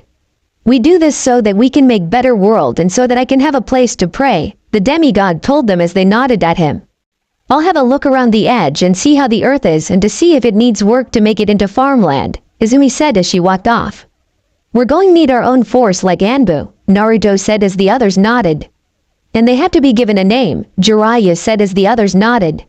You're right, as Iwa calls them both Anbu and Pebbles. Kumo has bolts, Kisame listed off as the others nodded. Onmitsukido, Naruto said as the others turned to him. That is what we'll call our Anbu, he said, and the others looked at each other in amazement before they nodded. I see. Then I was thinking that they could have 6 parts that attribute to it, Itachi said as the others turned to him. The first will be called the Punishment Force, and they will be the ones that are sent out of the village to deal with S-rank missions. Then the Expedition Unit. They will be the spies that we send out. Next would be the Confinement Unit. Those that keep an eye within our prisons. Next is the Torture and Interrogation Unit. And as the name says, it will get information out of enemy ninja. After that is the Secret Remote Unit. The ones that will send messages around the village. And finally the Cage Guard Unit, as the name speaks for itself, Itachi said as everyone looked at him in wonder before he looked at them. What? He asked them. It had been 10 days since Naruto's banishment and the village was on edge. The air was thick with tension, crackling with the uncertainty of what would come. The fallout was severe. The allies Naruto had brought to the village had decided to sever their ties, cutting the bonds that had once held them together. Suna was the first to sever ties, a significant blow to the village. Their decision was a clear sign of the impact of Naruto's banishment.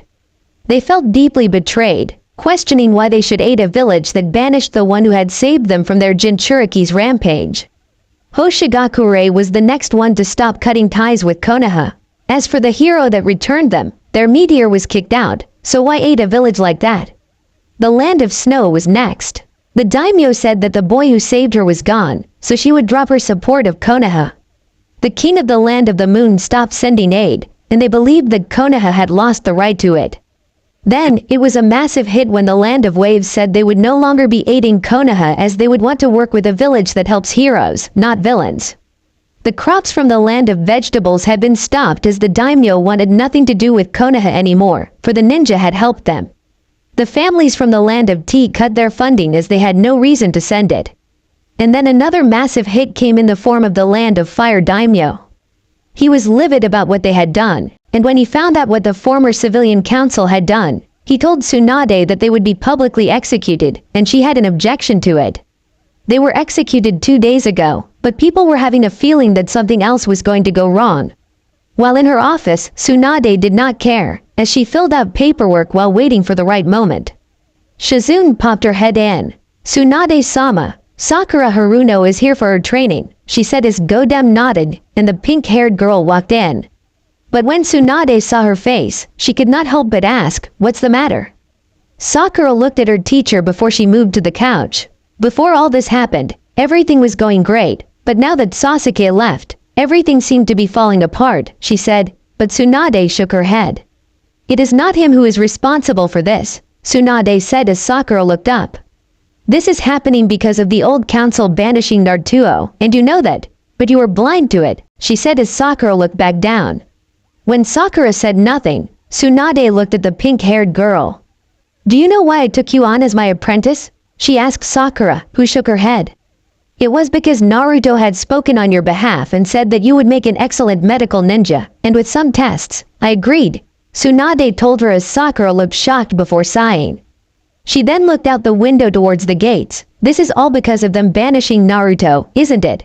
Sakura asked as Tsunade looked in the direction that she looked and nodded. "Yes, Ichiraku Ramen is planning to leave. They're in contact with Jiraiya, and from what I found out, they plan to leave to be brought over to where Naruto is," the Hokage said as Sakura nodded. "And it is not only them. I have caught word that Konohamaru Sarutobi, Udon Eyes, and Moegi Kazamatsuri plan to leave as well, as a few that sought refuge in Konoha because of Naruto," she told her. Sakura thought back to a few who would always send her glares when they passed her in the street. She could not help but blame them, as she had asked Naruto to go after Sasuke.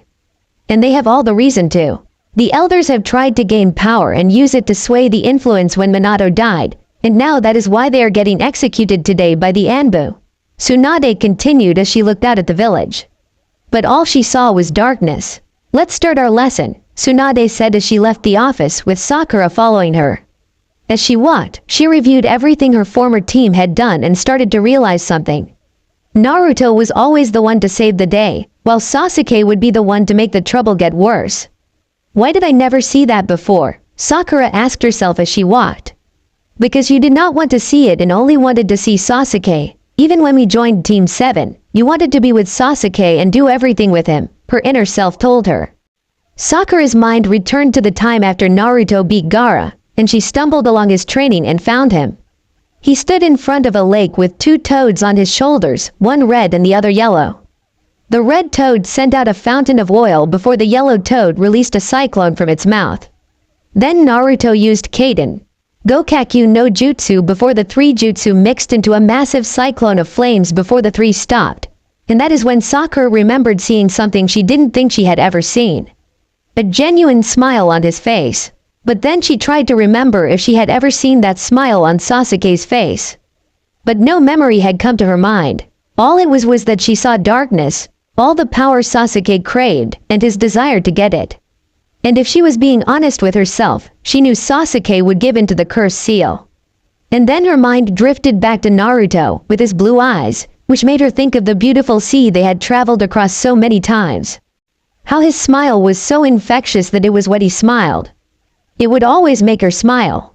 And when Naruto used his Biju, even if he tried to hide it from her, he would never hurt her. He always ensured that if anything was being sent her way, it was to tell her to run. As she thought of this, she felt a warmth within her chest, and she knew that Sasuke was not causing this. No, it was Naruto. And after what seemed like an eternity within her mind, she looked up with a determined look in her eye. I will find Naruto and join him, and then together we will take down that fool of Uchiha, she declared to herself, her determination shining in her eyes. She felt her inner nodding, but she failed to see Tsunade looking at her out of the corner of her eye. It seems that she's growing up, Tsunade thought as she opened the door to her training room. Who knows when I leave and join him with Shizune? I could take her with us, I mean. A toad is nothing without his slug, but I don't think he's going to be a toad for long, and so Sakura, you're in for hell. She added with a smile as she walked over to a scroll with a fish on it and indicated for Sakura to follow her. Land of Whirlpools, Ruins of Uzurshiyogakure. Everyone within Naruto's group collaborated, their unity palpable, to build a shrine as Roshi and Gaara carried large rock tablets from the old homes with columns. Naruto had turned into a horse and was pulling a cart of rocks for them as the others who were not in the know were amazed by his abilities. Han aided Naruto by pushing the cart from behind, while Jiraiya used tools from the toads to stick the rocks together. Kankuro and Kimimaro carefully etched names into stone, while Temari and Izumi ensured the names were right. Itachi and Kisame were then using water release to wash away the dust. Off to the side of the working was Tayuya, who was cooking with some of the food Naruto had handed them to all eat. Everyone had made good headway. Alright, everyone, it's time for a break, Tayuya called out as she made food. Han made sure to undo the cart connecting Naruto to the cart as the demigod changed back to human before they all walked over. We're making good progress with the shrine, but we're going to need some help, Itachi said as he served himself a bowl of stew, and the others nodded. If I remember right, the land of waves is not that far from us, Kankuro said as he had a spoonful. We could ask them, and with us having the bounty of both Deidara and Sasori, we can use that money to help fix up the village before he starts building the walls, he added as the others nodded. Good idea, Naruto said with a nod before he had a look around. Itachi, you will go to Wave with Kimimaro, and ask for aid in fixing our new home, he told them as Kisame looked confused. I'm normally the one paired with Itachi, he said to Naruto, who nodded. I know, that is why I'm having you go with Izumi. You both are heading to Taki and help their Jinchuriki escape, Naruto told them as both looked at him. Taki is possibly the second worst when it comes to dealing with Jinchuriki. First goes to Suna, he said as Gaara nodded at his experience growing up. Fair, the three siblings said. So, Use 2 is going to infiltrate Taki, take their Jinchuriki, and see if we can take out any Akatsuki member who is after them, Izumi asked Naruto, who nodded. Yes, he told her as she looked at her new partner. From what we know, Hidan and Kakazu are going to be going after the Nanbi, Itachi said as Kisame nodded. Taki imprisons her above the village in their grade 3, a tree that was stolen from Konoha at the gravesite of the Shodem Hokage, Naruto said as everyone looked shocked. And with that tree acting as a cage, the current leader of Taki does not like how she acts, so they want her dead, and I have a feeling, he started as everyone looked at him, that they will let the Akatsuki get to her, Izumi said as the demigod nodded. Yes, and so with this in place, Kisame, you know the Akatsuki teams, and while Itachi does know them as well. Izumi is an unknown, Naruto said as Kisame nodded. I get it, he said as Itachi nodded at him. Got it, we'll head out tomorrow. Same time as Itachi and Kimimaro, Izumi said as Kisame nodded at him. He then looked over his Jinchuriki siblings. Roshi, you and I are going to stay here, as I will need to be here when the men from the Land of Waves get here. With you here, you can help me make plans for the main gate of the village, and we can make a marker for the point, he told the lava release user. Got it, he said as he looked down at the map of the Land of Whirlpools. Han, you, Gaara, and Temari are going on a mission to the Land of Beanjam. From what I heard when we were on our way to the Land of Earth, there is a clan there that is looking for a home, Naruto told them as the three nodded. What do we know of this clan? Han asked Naruto. Jiraiya looked over to the armored ninja. From what my spies have told me, they use blood release, he told them as they looked amazed. But they are being hunted down by Kumo, as they have got it into their heads that they are the ones who need them, the sage told him. Understood, Gaara said before Naruto turned the last three. And our mission? Tayuya asked with a smile. I'm sending the three of you over to Kiri to see what is going on, Naruto said as Kisame looked at him.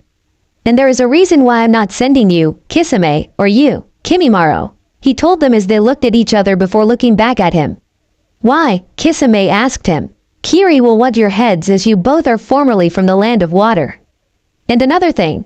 We don't need Kiri killing you or you them. We just need information about them, and I think something is not right, he told them, and both Kisame and Kimimaro nodded. Like what? Jiraiya asked. Naruto looked over at him before he looked back at his food. I've been using Iris message to watch the Mizukage, and he seems to be unhinged, to put it mildly, and he seems to be under the influence of something, he told them before his eyes turned dark. And he's not a true Jinchuriki like most of us, Naruto explained as they looked shocked. What do you mean? Itachi asked him. With the fox's help, I found out that Yagura is not the real Jinchuriki of the Sanbi, but more of a pseudo-Jinchuriki, he said before he looked at the three that he's sending to Kiri. Make sure that you find out what is going on, but you must make sure that each one of you is not spotted or captured, as I think I speak for everyone when I say I do not want the residents of the land of water to hate us for blowing it up, Naruto said with a smile as the three nodded. And so, with his orders given, everyone ate before they all got back to work. The next day, Itachi, Kimimaro, and a clone stood on a dock that the clone had created with wood release. Good luck, and I wish you well, he said to them.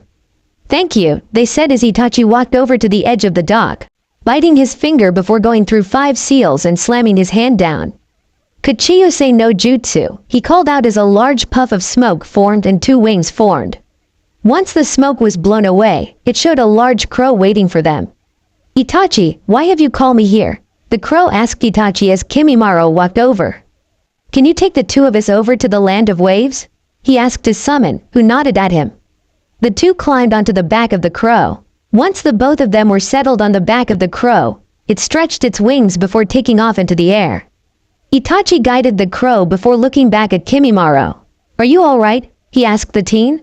Yes, Kimimaro said as he looked out over the sea. I've never really been sent on missions, he said as Itachi raised a brow. Why is that? He asked.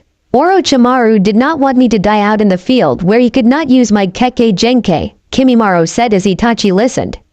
But now, with Naruto-sama, and him healing me with the use of his chains, along with the healing power that the fox gives him is working to fight and beat my illness, he told the Uchiha, who nodded as Naruto was doing the same for him. And I can't help but feel, Kimimaro said before Itachi cut him off. You had to prove to him that you are worthy of being a Uzu ninja, Itachi said as he felt the same way. They looked at each other before giving each other a small smile. Then they started to descend, and they looked out and saw that it was a small village. People looked at the massive crow, which was lowering in height before it landed in the village center, and both the Uzu ninjas got off the back. What brings you here? A man asked as he approached them. Kimimaro looked over to him and held up a scroll. We have a message from our leader, Naruto Uzumaki, and we have a request for Tazuna, the bridge builder, he said as he held out the scroll. People whispered to each other before a boy walked forward. I'll take you to him, he said as he indicated for them to follow him. And so they did, as they moved up a hill to a forest behind a house. Kimimaro and Itachi followed him into the house as the boy walked in. Grandpa, some people are here saying that they have a message from Naruto. The boy called into the house as the man who had been called out of an office came over to the door. So you both have a message for me, the man said as Kimimaro handed over the scroll. Tazuna read over the scroll before he smiled and nodded. Alright then, Inari, gather the workers and tell them to get to the boats. Tazuna told his grandson, who nodded and ran out the door. You two come in, and then we'll talk about what we'll be building and what we'll need so that you can gather the funds, he told the two. We have around no million ryo, Itachi said as Tazuna's eyes shot wide before his smile grew. I see, but don't worry, for the price will be cut for the good your leader has done for this land, he told them as he looked at the plans within the scroll. So the village will have a 1,571 kilometers diameter, the second largest village, with Konoha being that of 1,580 kilometers diameter, Tazuna said as he stroked his beard. He looked over the scroll before he saw a seal. What's within the seal? He asked them as Itachi looked at it before he released what was inside. It showed blueprints, floor plans, and pictures of Uzu. Are these? Tazuna asked, looking at the pictures. The current state of Uzu, yes, Kimimaro nodded. Tazuna looked down at the pictures, then over the other paperwork with the pictures and shuffled through them. Then he looked up at them. What colors shall we go with? He asked them as he reviewed some clay and roof tile samples. For the main village, red, black and gold, Itachi said as he looked over the samples. We would like for the pattern of the whirlpool like it was before Iwa, Kumo, and Kiri had attacked and left it in its current state, Kimimaro said as he pointed to the pictures as Tazuna nodded at him. And Naruto same will be using his wood release to make the wood for you to use in the building. And he will use another jutsu to make lodging for you and the workers so that while you are there, you can use the homes he is building and making at the moment, he added. In contrast, Tazuna nodded as he pulled out paper and started to write things down. The three talked for hours about things they would build and where they would be put. After a few more hours, Inari returned. Everyone is ready, and the boats are fully stocked, and that clan that was looking for a home has said they're joining us and then possibly the new village, he told his grandfather. Tazuna looked at his grandson. Are all the tools on board, along with the equipment? He asked as the boy nodded. Yep, and everyone is getting ready to go to the boats, Inari said as Tazuna nodded at him. Alright, we move out in 2 hours. I want everyone ready to move, Tazuna told his grandson as the boy left again to give the message. Itachi and Kimimaro smiled at each other before Itachi gained a look. What is this clan? He asked Tazuna. Tazuna looked at him. They're called the Kijin clan. They were wondering until they ended up in town a few months ago, Tazuna said as he got up, and the two followed him. They looked around and saw people start to leave their homes and head to the docks. The men and women had tool belts. They saw people carrying bags of cement in their clothes and other materials towards the docks, and the two nodded. Once everyone was done and the boats were loaded, they left. At the same time, Land of Hot Water. Kisame and Izumi walked across the roads as they made their way to a small town. We'll stay in the Land of Hot Water for the following 3 towns before we head into the Land of Fire and then into the Land of Lakes, Kisame said as Izumi nodded at him. It's a good idea, and that way, we can cut out any movement into the Land of Sound, she said as they walked across the town. And then we'll see if we can find any bounty on our way, Izumi added as Kisame nodded. That sounds like a plan, the shark men said before they both turned to see someone not that far away. They were talking with a woman, but one thing they had in common was wearing snake-patterned clothing in shades of purple. Ado Ninja, Kisame said to his current partner. Kisame and Izumi flowed them quietly into the forest close to the town. They found a small snake statue that blended into the forest, and if they had not followed the Ado Ninja, they would not have seen it. They watched as they formed a seal, touching the snake, which moved out of the way before descending the uncovered stairs. Izumi and Kisame shared a glance before slowly making their way to the statue. Izumi used the same seal before the snake moved aside again, and they moved down the stairs. As the two reached the bottom of the stairs, they found a hallway filled with doors. Is this a living quarters? Izumi said as she looked around. Kisame shook his head at her. It's more than that. Orochimaru would not just build a base to have living quarters for his men, he said as the two walked around. They passed door after door before Izumi stopped by one of the doors. It was different from the other doors as this one was a double door with a metal S-wide giant above it. It read A1. I feel something in here, she said as she opened it. And what she found was shocking. People were floating in a cyan liquid, and they were all in class tanks. What the hell? Kisame asked as the two walked around the room until they found a table with notes. With the experiment station on a member of the Hazuka, I have found a way to create a clan that can turn their body to fire and another to lighting. These 2 clans will be a boon for Otogakure, he said as he scowled at the paperwork before he looked back at the people. They were experiments, Izumi said as she looked around. And if I know Orochimaru, they were taken against their will, Kisame said as she looked around before they heard whispering, and the two hid. Dr. Akahata, the test subjects for the D5 lab are ready, a woman said as they saw a man with short dark brown hair dressed in the standard Auto Ninja uniform, including a long lab coat. Good, the feline DNA has been gathered, so we shall start the process of injection and merging, Dr. Akahata said as both Kisame and Izumi looked at each other before they flowed quietly and slowly. In every lab they passed, they looked within and saw the same thing with Lab A1, with people within glass tanks. There were people with scales, almost like snakes, and some with wings that made them look like angles with different bird-like wings. And it only got worse from there. Let's get out of here, Kisame said, and Izumi nodded as the two made their way out silently. Once they were out and made their way to a lake, why are we here? Izumi asked as Kisame summoned a shark and pulled out a scroll.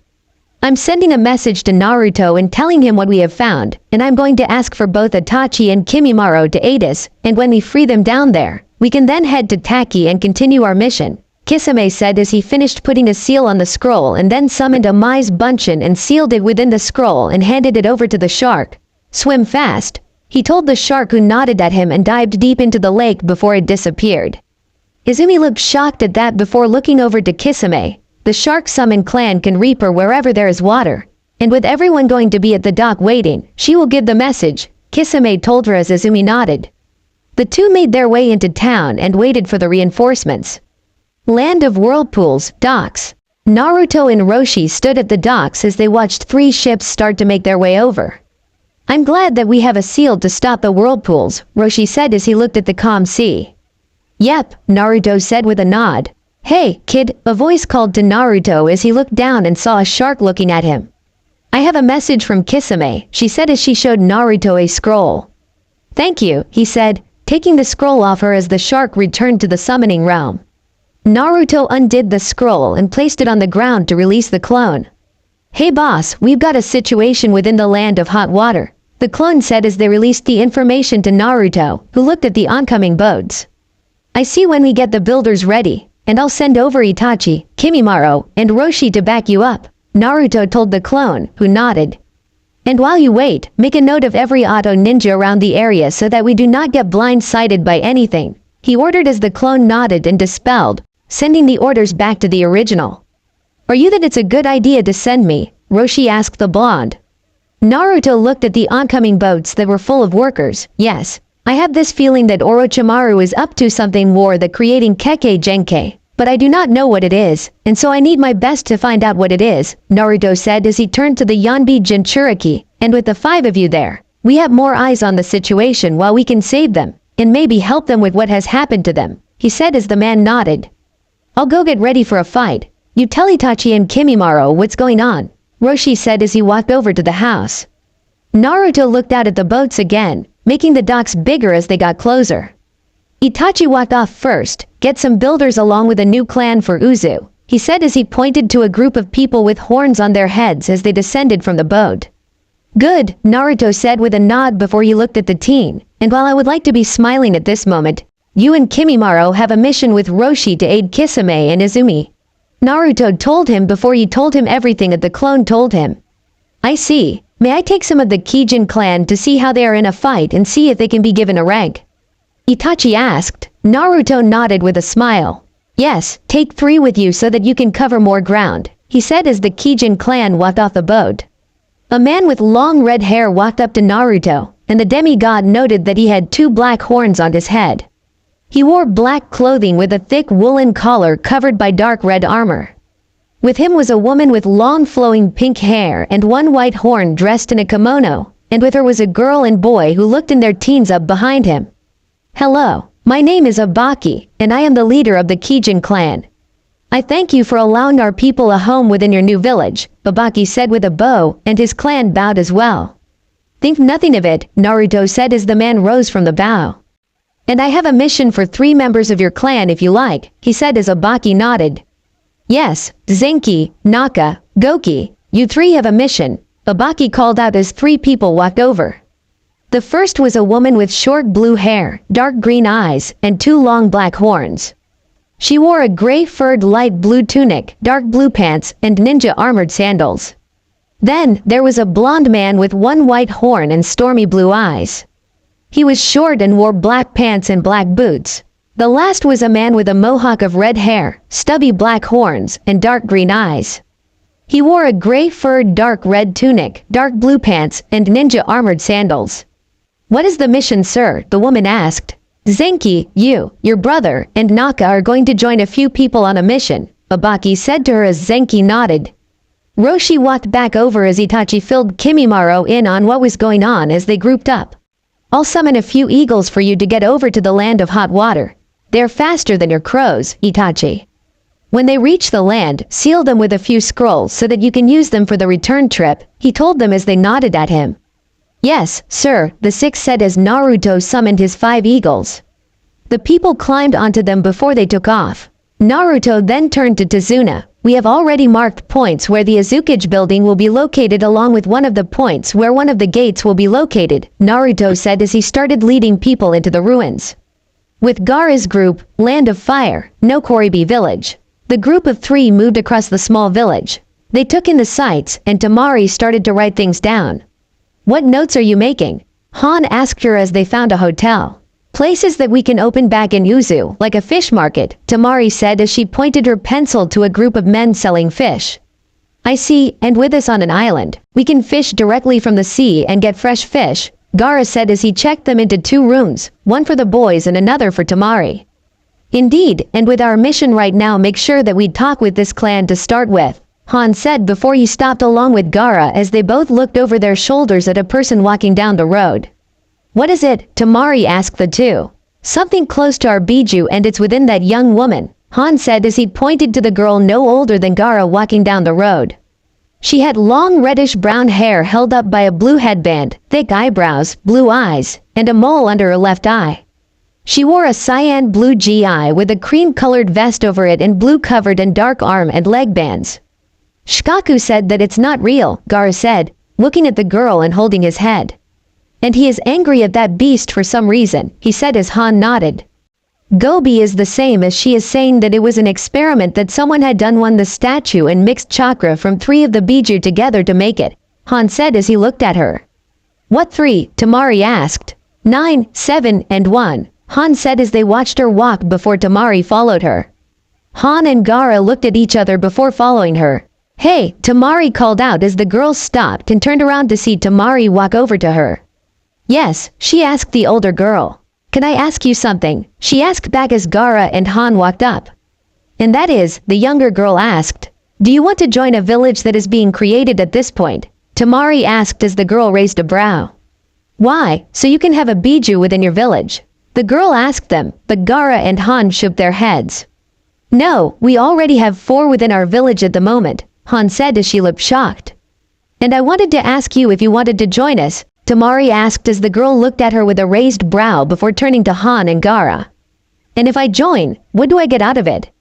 She asked them. You can follow whatever job you want to, Gaara said, and the girl looked shocked at what the sand user had said. So, if I wanted to be a doctor, the girl asked them as Gaara and Han nodded at her. Then you can be one here, and once we gain doctors for our village you can be one, Han said as he looked at the girl.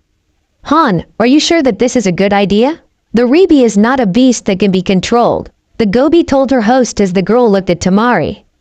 The 2 started speaking. I am, and I think that with Naruto using the Rinnegan, he can help both this girl and the Ribi, Han told Kirin, confused.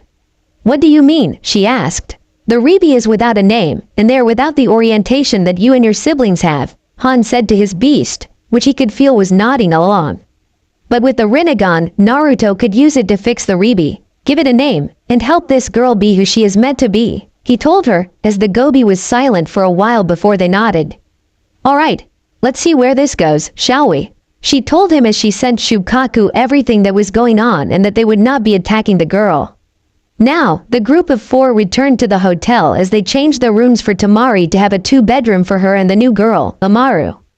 And so the 4 went to bed, not knowing that the first victory their village was going to make was with them asleep.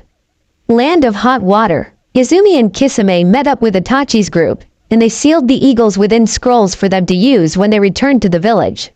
Where is it? Itachi asked as Kisame led him to the snake statue. Izumi was going to use the seal, but Itachi stopped her. We're not going in with stealth, we're going in with intent to destroy, so we force our way in, Itachi said as he turned to Goki, who nodded as he walked over to the statue before his fist was enveloped by chakra and he punched it, and from that hit it sent out a wave of chakra that turned the statue to dust. Move out, Itachi said as everyone quickly descended the stairs. What the? Someone said before they had their head cut off by Zenki, who was running forward at a fast speed that she left after images behind her as her blade zipped around. I'm glad there's another swordsman now, Kisame said as he used Samahata to tear pieces out of a man running at Zenki. Kimimaro shot out bone pellets that took out any auto ninja running down corridors towards them. I'm a swordsman, you know, he said as he pulled out a bone sword and began cutting down anyone who got close to him. I know, but you focus on Yukeke Genkai too much, Kisame said as he swung his sword. That I would like to challenge you to see if you are really a swordsman of the mist, Zenki asked as she cut down another man. Kisame smiled savagely at her as they worked together to eliminate anyone who got in their way. You three keep everyone's attention, while the rest of us get to work, Itachi ordered as Kisame nodded. Naka, you go and find the doctor, Goki. You go with Roshi to start to help the people be free. Izumi, you and I are going to gather everything that Otto has been up to, so that once we are done here I can go over everything, he said as everyone nodded and got to work. Roshi and Goki went to the first lab Izumi and Kisame found and started removing people from the glass tanks. Once they were released, they woke up and looked around, confused. Where are we? A girl asked as she looked around. Somewhere that is not good, Goki said as he helped a man stand up. Roshi looked around and saw that everyone in the tanks had dark orange hair. So that is what happened to you, he said as people looked at him before he pointed at their hair. Everyone looked at each other in shock. Let's get out here first before you do anything, Roshi said as he led them to the doors. Otto Ninja came running at them with kunai ready, but he was met by a fist of lava that sent him into a wall. Shall we? He asked them as they all started to make their way to the stairs. Once the last people were upstairs and out of the base, they went to the next load of people they had to get out. Many people had long cattails and 2 cat eyes on their heads. What sort of man would do this? Goki asked as he and Roshi walked in and started to release the cat-human hybrids. Meanwhile, while the 2 Uchiha were going from room to room, taking everything that was not nailed down, that ranged from beds to chairs, to paperwork to books, they were taking everything within the base. It seems that we're getting a lot of stuff for Uzu, Izumi said as she sealed away a ton of paperwork. Yes, and hopefully, people will live there as well, Itachi told her as they watched Goki carry a young girl with snake-like scales over her arms. The 2 returned to what they were doing and then moved into one of the labs. But that is when the 2 of them froze. Within these tanks were hundreds of children who looked the same, and the only way you could tell the gender of these children was by the figure of some of them. They all had pale white skin and faint blonde-colored hair slicked back and tapered to a point. They lacked eyebrows and wore perpetually wide-eyed expressions with dark rings around their eyes, giving them a somewhat deranged appearance. Itachi, Izumi asked as she looked around before she found a chart with notes. Hey, listen to this, she called as he turned to her. With the DNA of both Shin Uchiha and Sasuke Uchiha, we have managed to grow the bodies of these clones, but they are defective at the moment as a batch of 100 has been sent to the main base for experimentation to see if the flaw can be fixed. I had given a suggestion, but Orochimaru-sama said that it was not worth looking for them as they were nowhere near the land of hot water. She read out and Izumi looked over to Itachi who looked at her. What are you planning? He asked her as she looked back. I've got a crazy idea, but I need you on board with it, she told him as Itachi looked at her. And that is, Itachi asked, already guessing where she was going with this. We release them and tell them that they can be saved, but we use a stairs sealed to put them all in a stasis so that when we get a medic or when that perv calls on Tsunade, she can help them, and then we will have a true clan once more, she said as Itachi looked over at the children before he nodded. Back to the 2 freeing people, they were helping women and children with wings who could not walk because of how the wings felt on their bodies. They were getting used to the new adjustment. When Roshi stood by the stairs, he saw Zenki, Kimimaro, Kisame, and Dr. Akahata walking up to him. Every Otto ninja has been wiped out and we're just waiting for Itachi and Izumi before he can destroy this base, Kisame said as they waited. After 10 minutes, the 2 Uchiha walked over to them. Are you ready? Itachi asked home as everyone nodded at him. So they all went up the stairs to the forest before Kisame formed a seal and an explosion filled the air. The ground started to sink a little before it stopped. Izumi looked at the former people inside the base before explaining what happened while Kisame passed the doctor over to Itachi. He tried to make a run for it, but it was thanks to Kimimaro shooting him in the knee that we managed to capture him, Zenki said as Itachi looked at the doctor before he looked over to Kisame. Why are you giving him to me? He asked the man. You're the head of Onmitsukido, Kisame said with a smile, but Itachi returned the favor by handing the doctor back over. And you going to be the head of the torture and interrogation unit, so is your boss. I want him singing like a bird. The Uchiha told him as Kisame nodded, walked over to a quiet spot, and started his interrogation. He then turned his head over to his fiancée and found that she was telling everyone who they were and why they had come before everyone started talking among each other before they nodded at her. "We will join you," a man with fire orange hair said as he stood up. "As will we," a woman with black hair and black cat features said. "That goes for us as well," a man with cream-colored hair as others with the same shade of hair color nodded with him. More and more of the people that they had freed from the base started to say that they would join them as Izumi smiled before Roshi noticed something. "I don't think that the eagles that I have sealed will be Ina," he said as the others nodded. "I don't think that even some of the CORWS have Ina that carry everyone," Itachi said before he saw that Naka gained an idea. "What is it?" he asked the blonde. "Where the land of hot water meets the sea. I was thinking about getting a boat for the people, and while yes, we will be traveling in a large group, a large enough group of us moving together with them testing out their new abilities, they can get to the boats. And with one of you sending a message to Naruto-sama, we can use one of the boats that the works from the Land of Waves used to carry these people across to Uzu," Naka said as everyone looked at him. "Good thinking, Naka," Zenki said as she bit her finger and slammed it onto the ground as a large wolf was next to her. "Go to Abaki-sama and tell him that we will need a boat at the docks of the Land of Hot Water," she told the wolf before it returned to the summoning realm. Kisame and Izumi looked at everyone before they nodded at their fellow Uzu ninja and started to make their way into town, followed by everyone else. In the morning, Itachi stood in front of the large group that they had freed from Orochimaru's base and looked at Kisame and Izumi. "Good luck getting to Taki. Watch out, as they have people patrolling the main entrance every 30 minutes, he told them as they nodded at him. "Got it," Kisame said before he started to make his way out. Izumi leaned in and kissed Itachi on the cheek. "When I get back, I would like to see what you're going to make the Uchiha compound look like," she told him as she joined Kisame. The two returned to their trek towards the Land of Lakes. Itachi turned to his group before they nodded, and everyone started to walk in the opposite direction to Kisame and Izumi. Land of Water, Sakana Town. Jiraiya, Tayuya, and Konkoro moved through the small town, taking back roads and other routes into the Land of Water so they would not be noticed. "So far the only thing that we've found is that the Mizukage is a mad bastard," Tayuya said as they walked. Jiraiya nodded as he looked around, then held his hand for the other two to stop and hide. Once they hid, they saw Kiri ninjas walking down the road heading towards the town.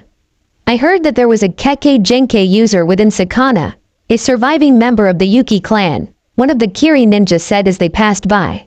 "Really, I heard it was someone with storm release," another said. Others started adding what they were told before they stopped. "Why are they stopping?" Konkoro asked as the three moved quietly to see that the ninja had stopped because a woman was standing in their way. She was a tall, slender woman with fair skin. She had green eyes and ankle length, auburn hair styled into a herringbone pattern at the back, a top knot tied with a dark blue band, and 4 bangs at the front. 2 bangs were short, with one covering her right eye, and 2 were long, crossing each other on her bust, just below her chin. She wore a long-sleeved, dark blue dress just below her knees. It is closed at the front with a zipper and is kept open on the front right side from the waist down. The dress only covers the upper part of her arms and the underside of her breasts. Underneath, she wears a mesh armor that covers slightly more of her upper body than her dress. She also wears a skirt the same color as her dress and mesh leggings reaching down over her knees underneath those.